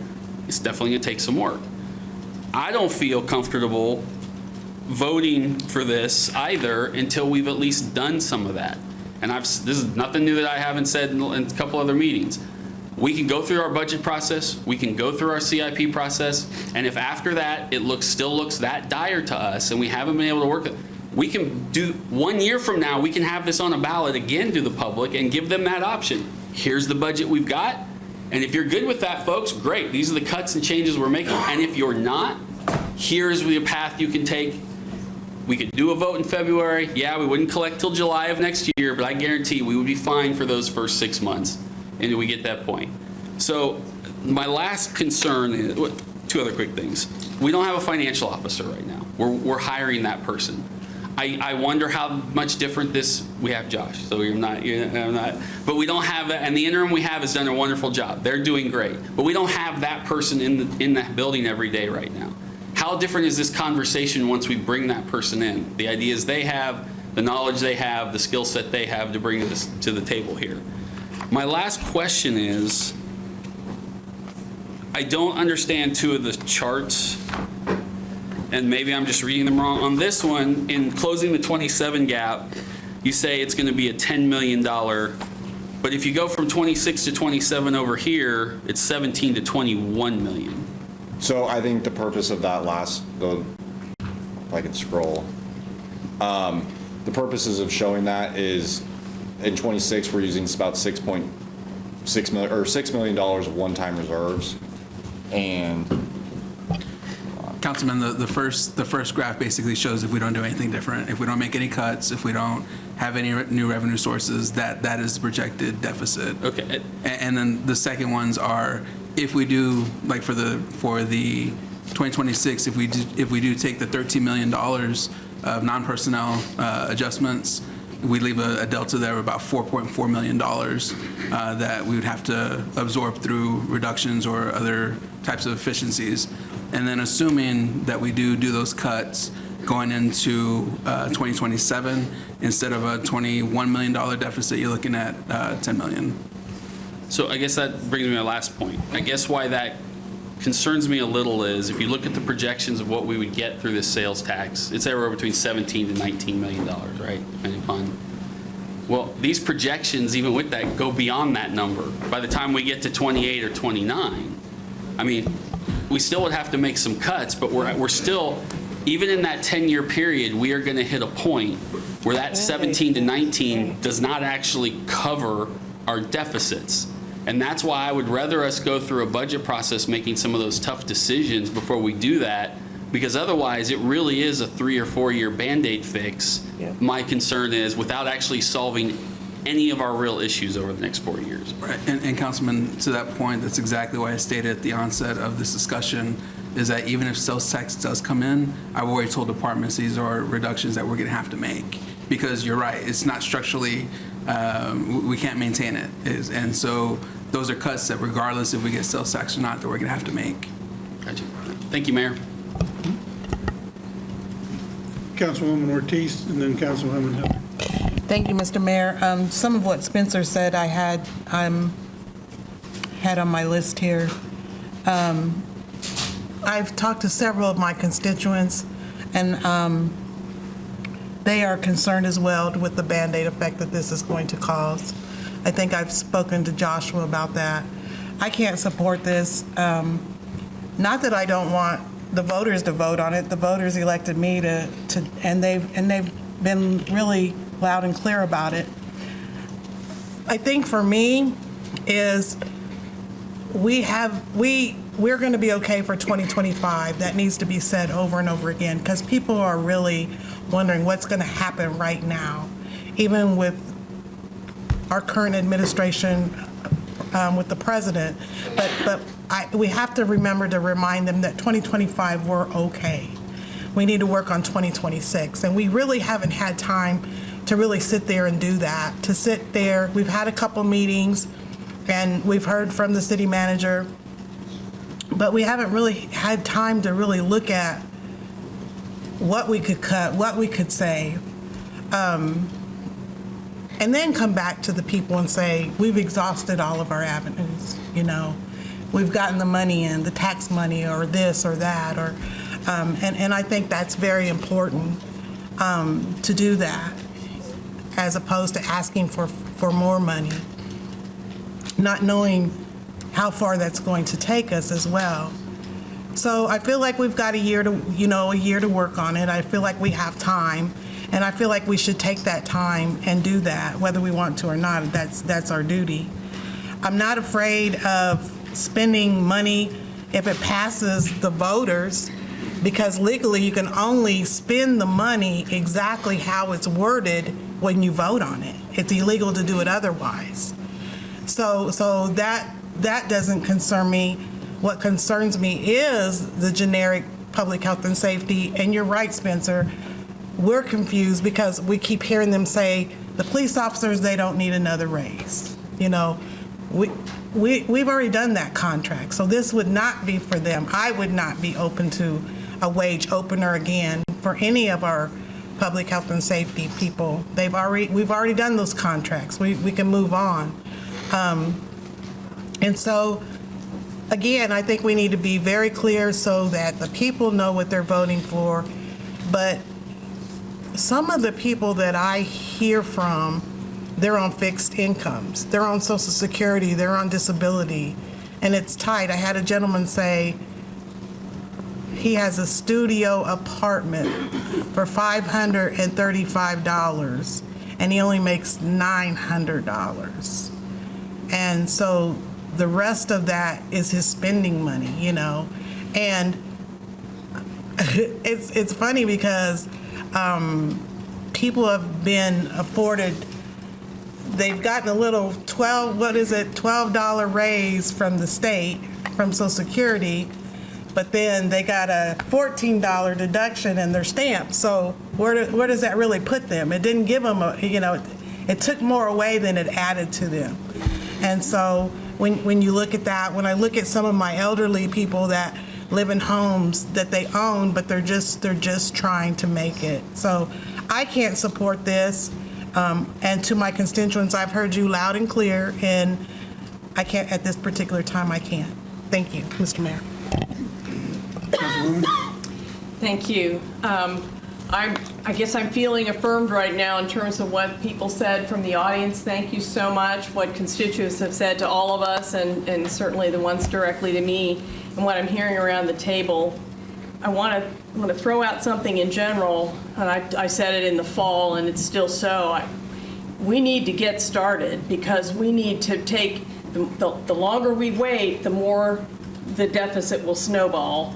And so we really need to have something in place by May of this year before we go into budget for 2026 and after. I really would encourage everybody to focus on that. They're tough decisions, but putting them off doesn't solve anything. And people are worried already. So I think it's incumbent on us to take some decisive moves. What I came up with in reading what was proposed and thinking about all of our various conversations was probably sort of a compromise, and I've got some copies here. I don't know whether to hand them out first or not. But I personally am not in favor of raising sales tax. I want to make that really clear.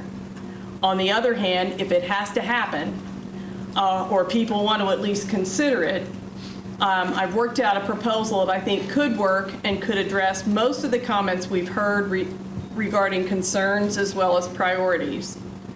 Rather than talk about the different sales tax proposals that have been proposed so far and the various short-term cuts, service cuts, and changes that would generate debt, which is kind of the composite of a lot that we've heard, that I believe would not work, I would like to focus on making a proposal on something that could work.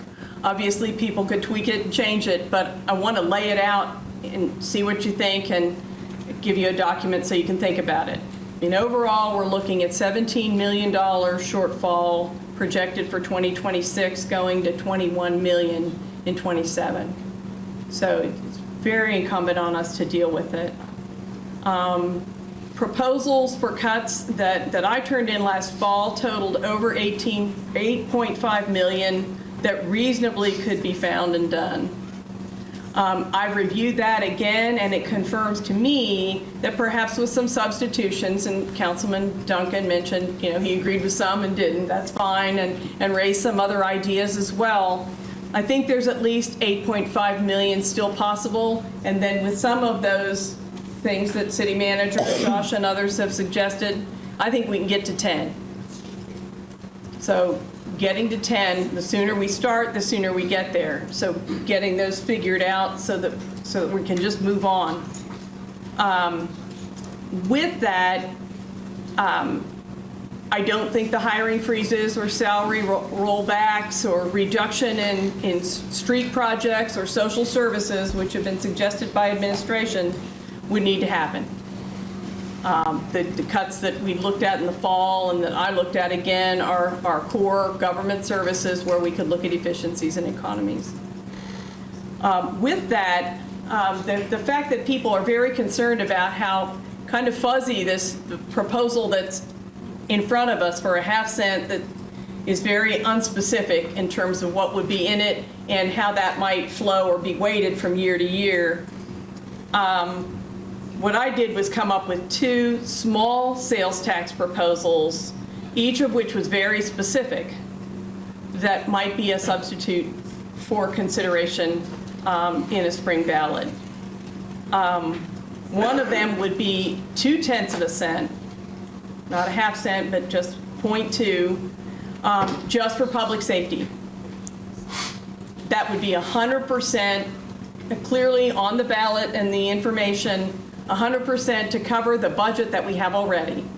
Nothing extra, just very clear public health and safety, or public safety. And a 0.1% for affordable housing and homelessness, which would offset at the beginning about $500,000 from our budget. Otherwise would be the voters voting to put the difference, which would be $3.3 million to go toward affordable housing development. I've got some specifics on both of those. For the public safety, again, $7.6 million that is in the budget today, not for growth, just targeted contribution to assure that the capacity is there to achieve full employment and deployment of services. The master budget in this area of public safety includes police and fire, both of which include mental health and mental health partnerships as part of their work plans. That just seem clearer and tighter if we want to contribute, if the voters want to help support public safety and ensure that it's all there. The one for affordable housing and homelessness, I didn't have the figures to fill in the blanks, but they could be put in there for material for the public and for us. The city is currently investing over X million dollars a year in local funds, probably at least 3 local funds that we're putting into the homeless issues and affordable housing already. Combined with over, I think probably around $8 million a year in federal money that we administer for our neighborhoods and for affordable housing and to deal with managing, helping people get homeless vouchers and things like that.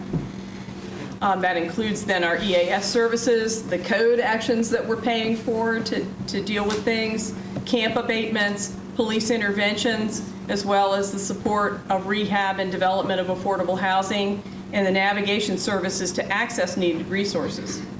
And with a reminder that the housing study identified that we need, in round terms, about 4,000 more units of affordable housing. So again, this would be money that people would vote on to do extra. Of the 1/10 sales tax, which would be 3.8 million, whereas the thought would be the public safety one would be indefinite, be established and go until somebody stops it. The thought for the affordable housing and homelessness would be just 5 years only. That of that, and we'd itemize what the money was for and what we were expecting, $400,000 a year would be to offset those current expenses that we have, such as the camps and the emergencies that we're dealing with now, with a challenge that the expenses, such as camp abatements, extra police and court and code time, would be reduced to zero by the end of the 5 years. That we would continue working. If we've got crises we're dealing with right now, okay, let's get that covered, and it's already in the budget, but that we would work our way out of that. That we would put out of that $100,000 a year that would be all-inclusive for pay to allocate hiring a fundraiser and an initiative manager for the Affordable Housing Trust Fund to establish renewable funding and grants. Understanding that the trust fund would not get the grant funding from this source. I've strongly, we talked about this for years, ever since it started, and one of the reasons the trust fund is stalled is because the reason you develop one is so that you can get other people's money. We don't need a trust fund if we're just going to use city money. So if we provided out of this extra tax just enough to hire, we've been stalled because we didn't have a fundraiser for it, right? So if we hire somebody to raise the money, the thought would be that we would work with our advocacy partner, Jump. We've lost some people, but a lot of people are still here, and others to identify individual, faith-based, corporate, and grant sources such that we could generate $1 million a year in funds that could be dispersed on a regular and rolling basis for those funds' intended purposes. It's well-written, it's targeted, but just having the lump sum instead of having that renewable source has stalled us. Otherwise, the remaining 3.3 million out of that could be dedicated to delivering at least 1,000 units of rehabbed or new low moderate income rental and home-owned affordable housing units. It's just a proposal, but it takes care of a lot of the concerns people have, to be very specific about what it would be for, how we would address it. People would know what they were getting. We'd be accountable for it, we and our successors. So if there's questions, I'm happy to answer them. Otherwise, maybe some food for thought for next week. You're coming. Deputy Mayor. So the way I'm kind of looking at this is a rip bone, and we've cleaned off one side. And I know we need to clean off a little bit more on the other side, but we go down and we start cutting way too much and push it off till next year, we may clean that bone dry, and then what happens when we have that emergency like COVID, where $5 million needs to come up? Our reserves, we have to go into our reserves, past our minimum, and hurt our credit rating. We need to look at, like this, here. We need this cap on here. If we take the cap off, this is gonna dry out. We need that little bit extra to keep this going. And if we let this dry out, and we cut so many staff members and do all these things, and then we have to go cut more cuts, well, where are the staff members to run these programs? Where are these staff members to fix the roads? Where are these staff members to fix the potholes, to take the snow, to do all this? Because if we have to keep on cutting just to survive, we are gonna have nothing left, and then it's gonna take forever to rebuild. This council, since I've been on, has been a forward-thinking, forward-moving council. And right now, I feel like we're gonna be moving backwards very quickly here shortly and get into that deferred maintenance mentality. I'm all for it. Let's make the cuts we need to cut. Let's cut that fat off that rib bone. We don't need to eat that fat. But when there's good meat there, we don't need to cut that good meat off. That's how we survive off. And if we start cutting too much, we're not going to survive. So I'm all for making the cuts we need to cut. But if we just push this down for another year, then it's going to take 6 months after that. And then we could be in a real bind by that point. And I beat that drum on that mill levy, but now it's like, okay, I was short-sighted on that. Now I'm seeing the long-term effects, how it's going to affect so many more besides just Pecans, that we need to really look at our long-term sustainability of the city, because if we just keep on pushing it down thinking we're good, eventually that bone's going to be dry or this marker's going to be dry. Thank you, Mr. Chairman. Councilman Miller. Thank you very much. I want to reiterate that I agree with Councilman Dobler that this is a regressive tax, and there's something that needs to be done for the people who would be hurt the most by this sales tax. And I think there's some initiatives around the country that can show how we can do that in a healthy way that continues the budget or continues the initiative to achieve its goals. But I have emails from September of council members wanting to kick this issue down the road. We've been doing it for a while. Keep talking about, oh, it's not the time, let's discuss it later. Well, now's the time. We've got to do this. We have to leave it to the people for them to make a decision. And once they make a decision, if we're not going to do it, now we have actual time to work on that 26 budget that's going to do something that we can at least sustain and handle. But if we don't at least allow the public to tell us what they want us to do, why are we keeping it away from them to make the choice so that we can then do the work? If they make the choice and say no, okay, now we get to work and we have the time to be able to do that. But if we continue to just kick the can down the road and say this isn't right the time, it's not the right time to talk, when is it the right time? Right when you're in the red? A lot of that is too late. So we got to get this stuff done ahead of time.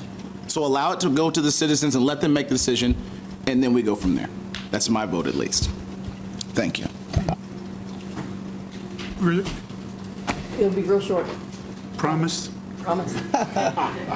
Councilwoman I think Dillard. we owe it to the taxpayers, if we are going to ask them to consider anything, to show them, they want to know that we've scrubbed that whole budget, that we've looked, turned over every rock and looked every place we could before we've asked them for money. And that means we should do it now. I mean, we've had enough ideas and kicked enough stuff around. I think we can do it. Thank you. City Manager. Thank you, Mayor. I just want to share with this body that the $4.4 million deficit that we're looking at equates to what we've looked and asked for from both police and fire is a 2.5% reduction, and then from the other general fund departments, 6%. And so we'll be ready to discuss some of those details with you a little later this evening in executive session. But I just want to let you know that we are looking. I did share with a couple of you some of the submissions. And so we have done that exercise. We've gone line item by line item through each department, from training to office supplies. And again, there are some position reductions that we are considering as part of that $4.4 million. And if the 10 million, if there is no additional revenue, then that percentage goes up in 27. So I just want to share that. Thank you. Thank you, Mayor. Councilman Duncan. I just want to clarify, we're not having some executive session about the budget, correct? No. Okay, well, maybe you didn't mean to say that, but I want the public to know we're not having some secret executive session discussions about the budget. I want to be very clear about it. I know that's not what you meant, but I really want to clarify that. I think what the city manager was saying is he would like to add a non-elected personnel to talk about specific individual employees whose job. Right, but that's not a budget discussion that we're having. That's personnel issue. I know you didn't mean that, but I wanted the world to know that is not what our executive session is tonight. The only thing I'll say is I appreciate everything you just said. I just really hope, though, in what you just said, that you're listening to some of us who are saying there are some other options that aren't just 6% budget cuts here, 3% budget cuts there. I really want you and staff to hear that. And if at the end of the day you don't like our ideas or the numbers don't work out, great. But some of us do have some ideas we think will help your staff do this, do your job. That's what we are here for, and also are a little more than just slashing people and budgets and the numbers. So that's all. I just want to make sure that that message gets across to everybody. Thank you. Okay. All right, thank you for the very robust discussion. For those who have stuck it out and stayed long enough, I think you can tell that this governing body doesn't take this decision very lightly at all, as with everything that we consider. There's no rubber stamp to say, yeah, that's a great idea, and everybody jump on board. We do a lot of soul searching before we come to a decision. So I appreciate you listening to our discussions. Thank you. We'll move on now to public comment. Thank you, Josh. Benjamin Houston, who was on Zoom.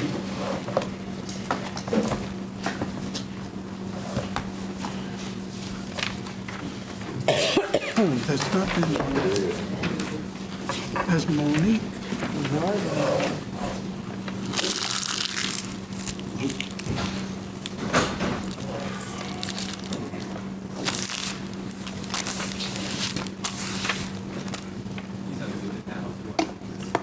Pardon? He's unmuted now. Yeah. Mr. Houston, I'm calling your name for public comment. Yes, Mr. Mayor. Mr. Mayor, members of the governing body, and Dr. Perez, thank you for the opportunity to speak here tonight. I'm sorry that I'm unable to be there in person. My name is Ben Husted, and I am the president of the Fraternal Order of Police Lodge 3, which represents the men and women of the Topeka Police Department and the Shawnee County Sheriff's Department. I'd like to address the projected budget deficits for the upcoming years and the difficult decisions that will need to be made by this governing body to remedy those deficits. I ask you to please make public safety your first priority when making those decisions. As you are all aware, the Topeka Police Department is in the midst of a retention and recruiting emergency. It is also no secret that Topeka has been experiencing a violent crime surge for the past several years. Since 2017, Topeka has regularly recorded historically high homicide rates for the city. It's no coincidence that the increase in violent crime has occurred during this period of officer shortages at TPD. Many of the proactive units that addressed these issues no longer exist due to low staffing. The Gang Task Force, Violent Crime Unit, Bicycle Unit, and significant reductions to the Community Policing Unit are all examples. It doesn't take a policing expert to see that there is a direct correlation between low staffing, eliminating proactive units, and increases in violent crime. The governing body ratified a new labor agreement with a competitive wage scale for our officers last year to address the staffing problems. We are just beginning to see the positive results from those increases, but we are far from being out of the woods. By my latest calculations, we are currently operating with 241 sworn personnel with an authorized strength of 300. The good news is that we have 27 new officers in different phases of training. When our newest academy of 12 officers completes field training almost a year from now, we can hopefully be operating at above 260 or potentially 268. Time will tell. Wages are only one piece of this puzzle, however, and that was recognized by many of you during the discussion when the contract was approved. Having good training, vehicles and equipment, and the condition of our station are equally vital in recruiting and retaining the quality of officers that Topeka deserves. We are only able to obtain those things through the community's support and your support by giving us a budget that allows it. As a lifelong Topekan, I want our city to have all of the best amenities. But those amenities have little value if the public doesn't feel safe while using them. I know that deciding to reduce city services or to increase taxes is not a decision that any of you take lightly. I have faith in all of you to do what is right for our community. What is right is not always popular, and what is popular is not always right. In closing, I will reiterate that cuts to public safety are not cuts that our community can afford. While they may have short-term budgetary benefits, they will have long-term negative impacts to the safety of all Topekans. Thank you for your time. Thank you. Okay, I saw Ms. Lassiter leave. We wore her out. So the next person is Colin Hoffman.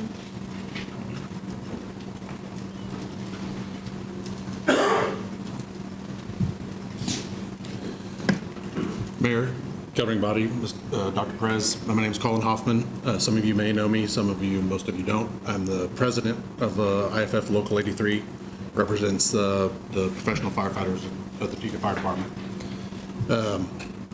Not knowing where your discussion would go this evening, I didn't put many exact topics down, but given some of the great discussion tonight, I just wanted to highlight a couple of things.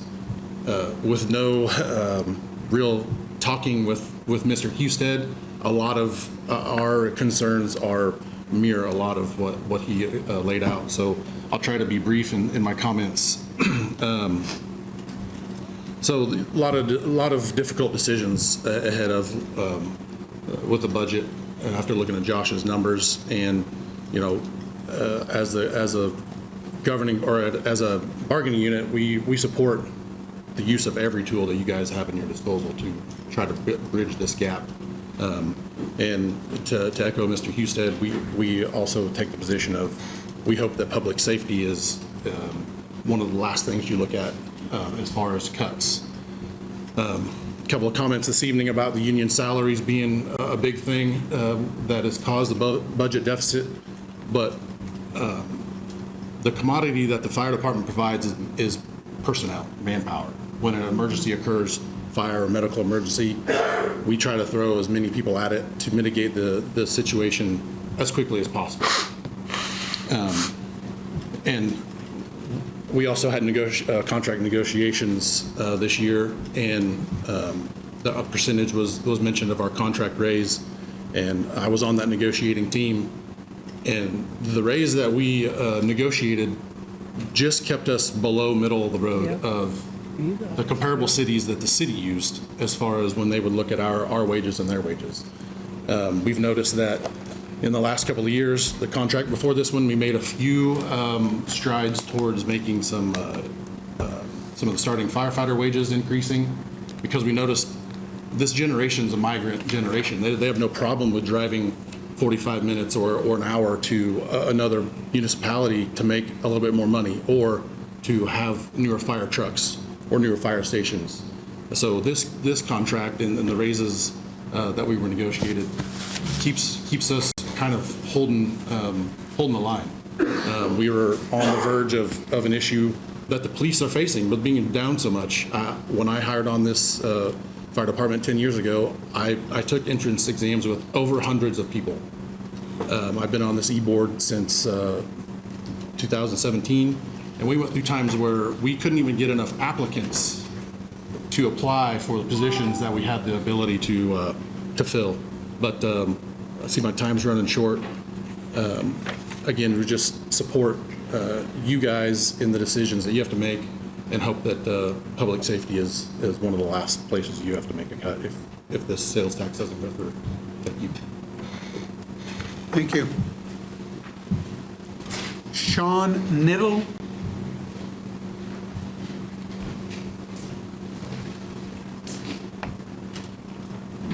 In light of the last discussion topic, I don't want to add more fat, but here we go. First, I want to thank the governing body for allowing me to speak tonight, and I want to thank Director Goen and the Public Works staff for all their hard work through the January snow event. Almost 4,000 labor hours is truly remarkable, and the Topekans and those who work here truly owe Director Goen and his department a debt of gratitude. I rise today with the honor of calling Topeka home for the last 9 years. A Bay Stater by birth, transplanted to Kansas for military service, landing in Topeka after signing out of Fort Leavenworth. I'm excited about a forecast of good snow. I commend the Department of Public Works for a great response. However, seeing that the last major single-day snow was 11 years ago, I believe it's time to update the snow policies. Maya Angelou once said, "Do the best you can until you know better. Then when you know to do better, do better." I can sense a palpable energy, and I know that we don't have the opportunity to practice snow removal every day, but I sense a palpable energy of new energy here between the revitalization of downtown, the new hockey team debuting this fall, the infusion of fresh ideas through a new city manager and a new police chief. I see a bright future in Topeka. So tonight I hope to raise a couple ideas to hopefully consider moving forward. First, about implementing a temporary parking ban, at least to open up one side of the street so plows have the opportunities to pass and a place to put snow. Second, to help alleviate some of the burden on the snowplow operators, Kansas City repurposes its solid waste drivers to snowplow operators in the event of snow emergencies.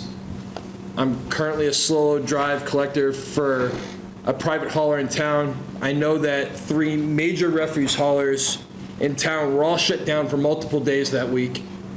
So just a thought to propose the idea of intermittent snowplow operators as a position individuals could apply for to help clear the roads. Third, I wanted to propose, as priority would allow, pushing back plowed snow closer to the curbs. As I traverse the city, I know the weather certainly did not help this time, but in order to help safely navigate some of the side streets, I found myself driving over some of those packed snow piles to try and share the road with vehicles coming the opposite direction. And as I tried to drive back out in the big trash truck, I found myself sliding towards parked cars, never hit one.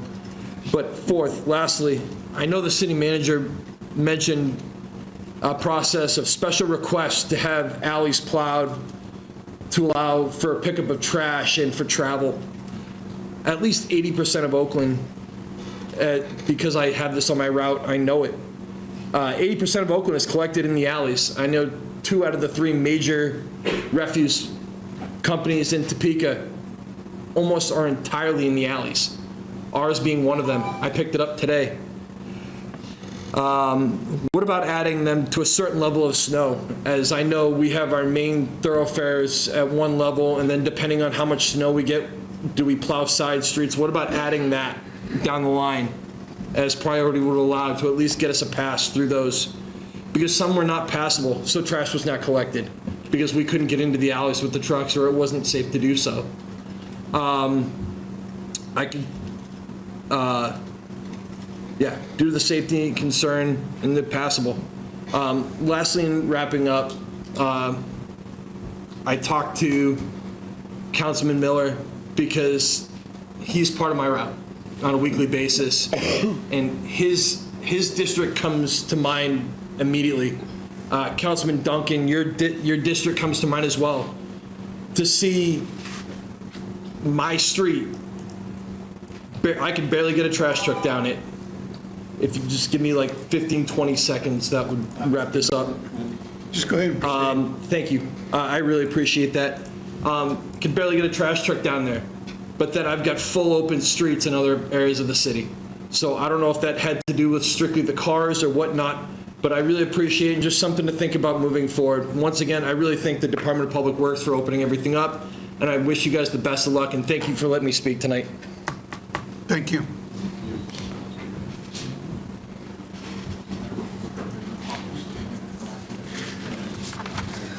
Looking at our agenda, I know that we still have a need for an executive session this evening. 2 of them? Oh, they snuck one in on me. Okay. So let's go ahead and do our announcement, but please keep them brief.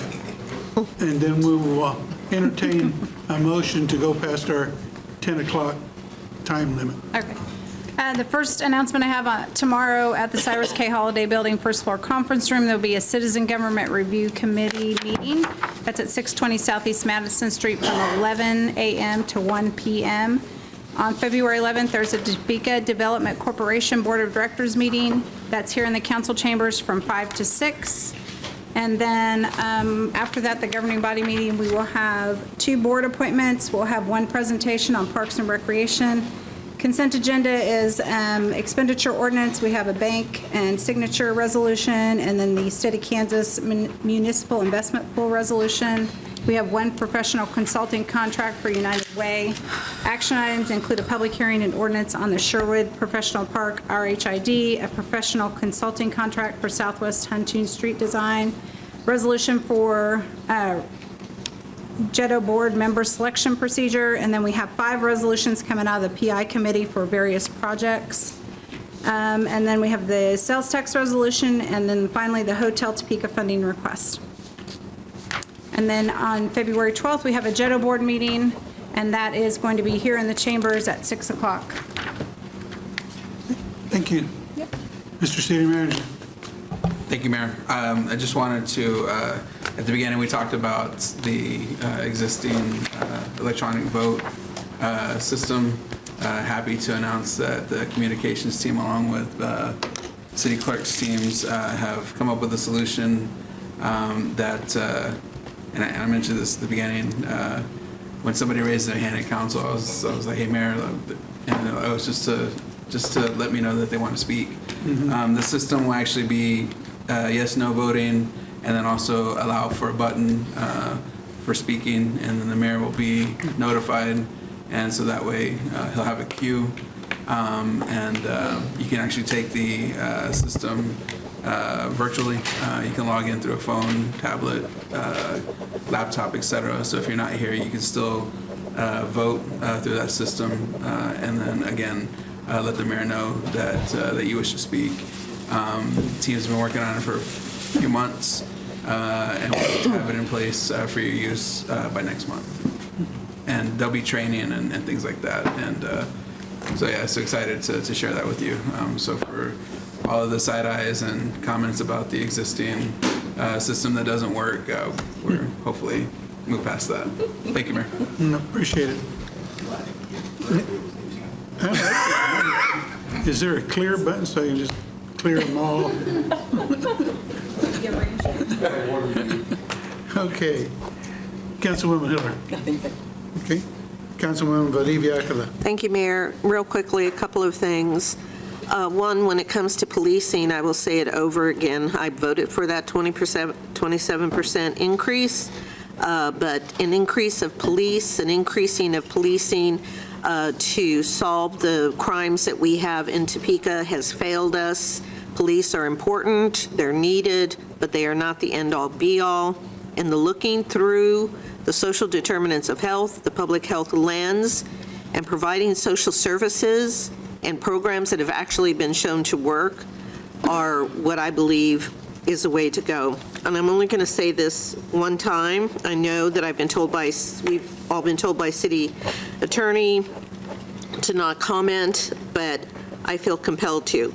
I watched the horrific and brutal video of the police department and the killing of the black male. And I have said this before when I have talked at public events where I was invited to as a council person and as a deputy mayor in minority events, that we need to stop killing black men. And I could go on and on about things that have happened in my community where there have been weapons, there have been knives, there has been machetes, there has been terror with the people, and nothing happened to those individuals, and they were white. So we need to stop this. He was in the throes of what I could tell of a mental health crisis, and where was the behavioral health unit? Where was the CIT? I saw a man dying and bleeding out in a parking lot, and all I could think about was George Floyd.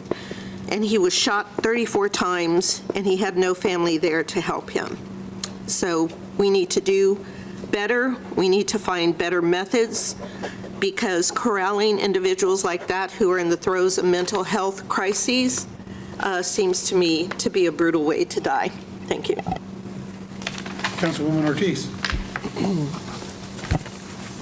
Thank you, Mr. Mayor. I'll be real brief. I want the record to reflect that the city manager said that if the Chiefs win on Sunday, he said he would wear a Chiefs shirt, so. He changed it to. Oh, now it's a tie. Now it's a tie. I got a jersey for you. So I just want the record to reflect that, and I look forward to seeing him wear that tie. Go Chiefs. Thank you. He said he's going to hand color it. Councilman Banks. Nothing tonight, Mayor. Thank you. Deputy Mayor. Sean just gave me a really good idea when he was talking about the parking on only one side. My family, to try to help alleviate some of the plow issues, we parked on a yard. Maybe we can institute a snow emergency ban on parking in a yard, because usually the ground is hard enough that it could sustain it and it get cars off the road. So maybe there's an idea we can look at there. I actually met Sean at hockey this weekend, 2 weekends ago. Previous 2 weekends we had were two exploratory hockey series. Over the 4 games, there were almost 14,000 attendees. The Federal Prospects Hockey League will resume professional hockey in Topeka in October 2025. I went to all 4 games, and the lower bowl was used, and it was almost completely full. As those who say that hockey doesn't work in Topeka, I will tell you it doesn't work when the owners don't want it to work. The new ownership group plans are long-term, and they own multiple teams in the league, and the stronger the league is, the stronger all their teams are. So they're vested in Topeka for their other teams also. So I was gonna get a little bit more into it, but some of the stuff that Mr. Marshall said this past couple days ago, my rebuttal to that is shop local, shop Topeka, shop Kansas, shop USA, rather than let's just get behind these tariff ideas. So make sure you're shopping Topeka. Finally, in the last day or so, a blog post was made that had me representing the city of Topeka, speaking about the Topeka VAMC. I would not knowingly speak to day-to-day events of the Topeka VMAC with any media member. My position with the city does not cross over with my position with the Topeka VAMC, except to help build a partnership between the two. I did speak to the person who published the article, but at the time, I did not feel the conversation was an interview. I felt the conversation was between 2 veterans about ongoing changes in the VA system. As far as I can remember, the person I spoke with never stated that they were a reporter or going to publish our discussion. In my opinion, the article does not represent what I stated to the other individual and not cover my thoughts and opinions that were expressed during our conversation. I regularly defer comments on official requests for interviews to the appropriate departments such as Communications Department, City Attorney, as most requests concern things that cannot be discussed publicly for one reason or another. When I do speak to the media, they always introduce themselves by name, who they're associated with, and can I ask you questions about the story I'm working on. Today's media and social media content creators need to be aware of publishing speculation, assertions, assumptions of what was said rather than the whole statements or the whole quote, and are not a hot take or purposely spreading misinformation. Not putting out the whole story in this situation can damage a person's reputation, can even cost them their job. I'd also like to point out the mainstream media at Topeka, there needs to be a change the way they manage their social media. You can't just post something and walk away and let the misinformation monster take over. If there's inaccurate information added to the comments, they need to delete that comment, or my preference, reply to the comment with the correct information. A good example, Dr. Perez is constantly we've been told we need to fire Dr. Perez for buying the hotel. Dr. Perez was not here until 11 months after the hotel was bought. KSNT knows that, WWW knows that, CJ knows that. Please either delete the comments or correct the comments is my preference. Help inform the public. If you're gonna write the article, stand behind it and stand behind the comments also, please. Thank you. Councilman Miller.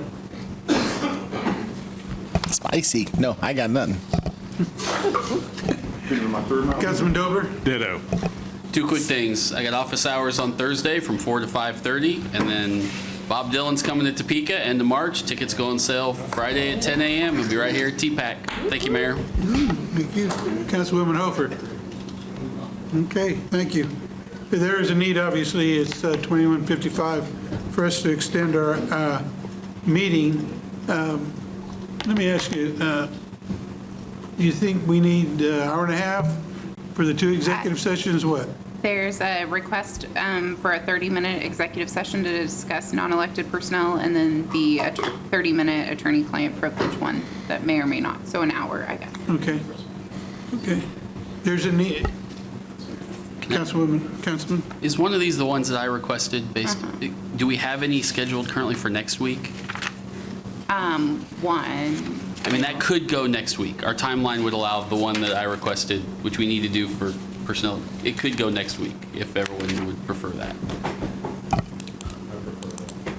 I'll move to make that happen. I get the vibe. So can we just push that one to next week? Is that gonna, okay. Thank you, Mayor. Okay. We will just adjourn for a single. Recess. I mean, recess.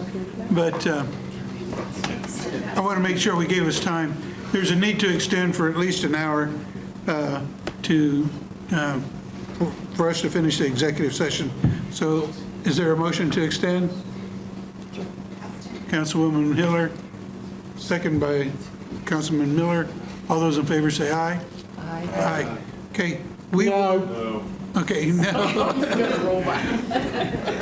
We will adjourn to an executive session if the city attorney will read. The executive session would be to recess into a time not to exceed 30 minutes to discuss personnel matters involving one or more individual employees as allowed under KSA 7543-19B1. The open meeting rules resume in this room in the City Council chambers. The following individuals will be necessary to aid the governing body in its discussion: City Manager Perez and anyone else he deems necessary. Okay. All those in favor? Aye. Aye. Those opposed? Aye. Okay, so noted. We are adjourned, and we'll take a 5-minute recess. 5-minute recess. Oh, I'm sorry, I keep saying. Mayor, let's just right.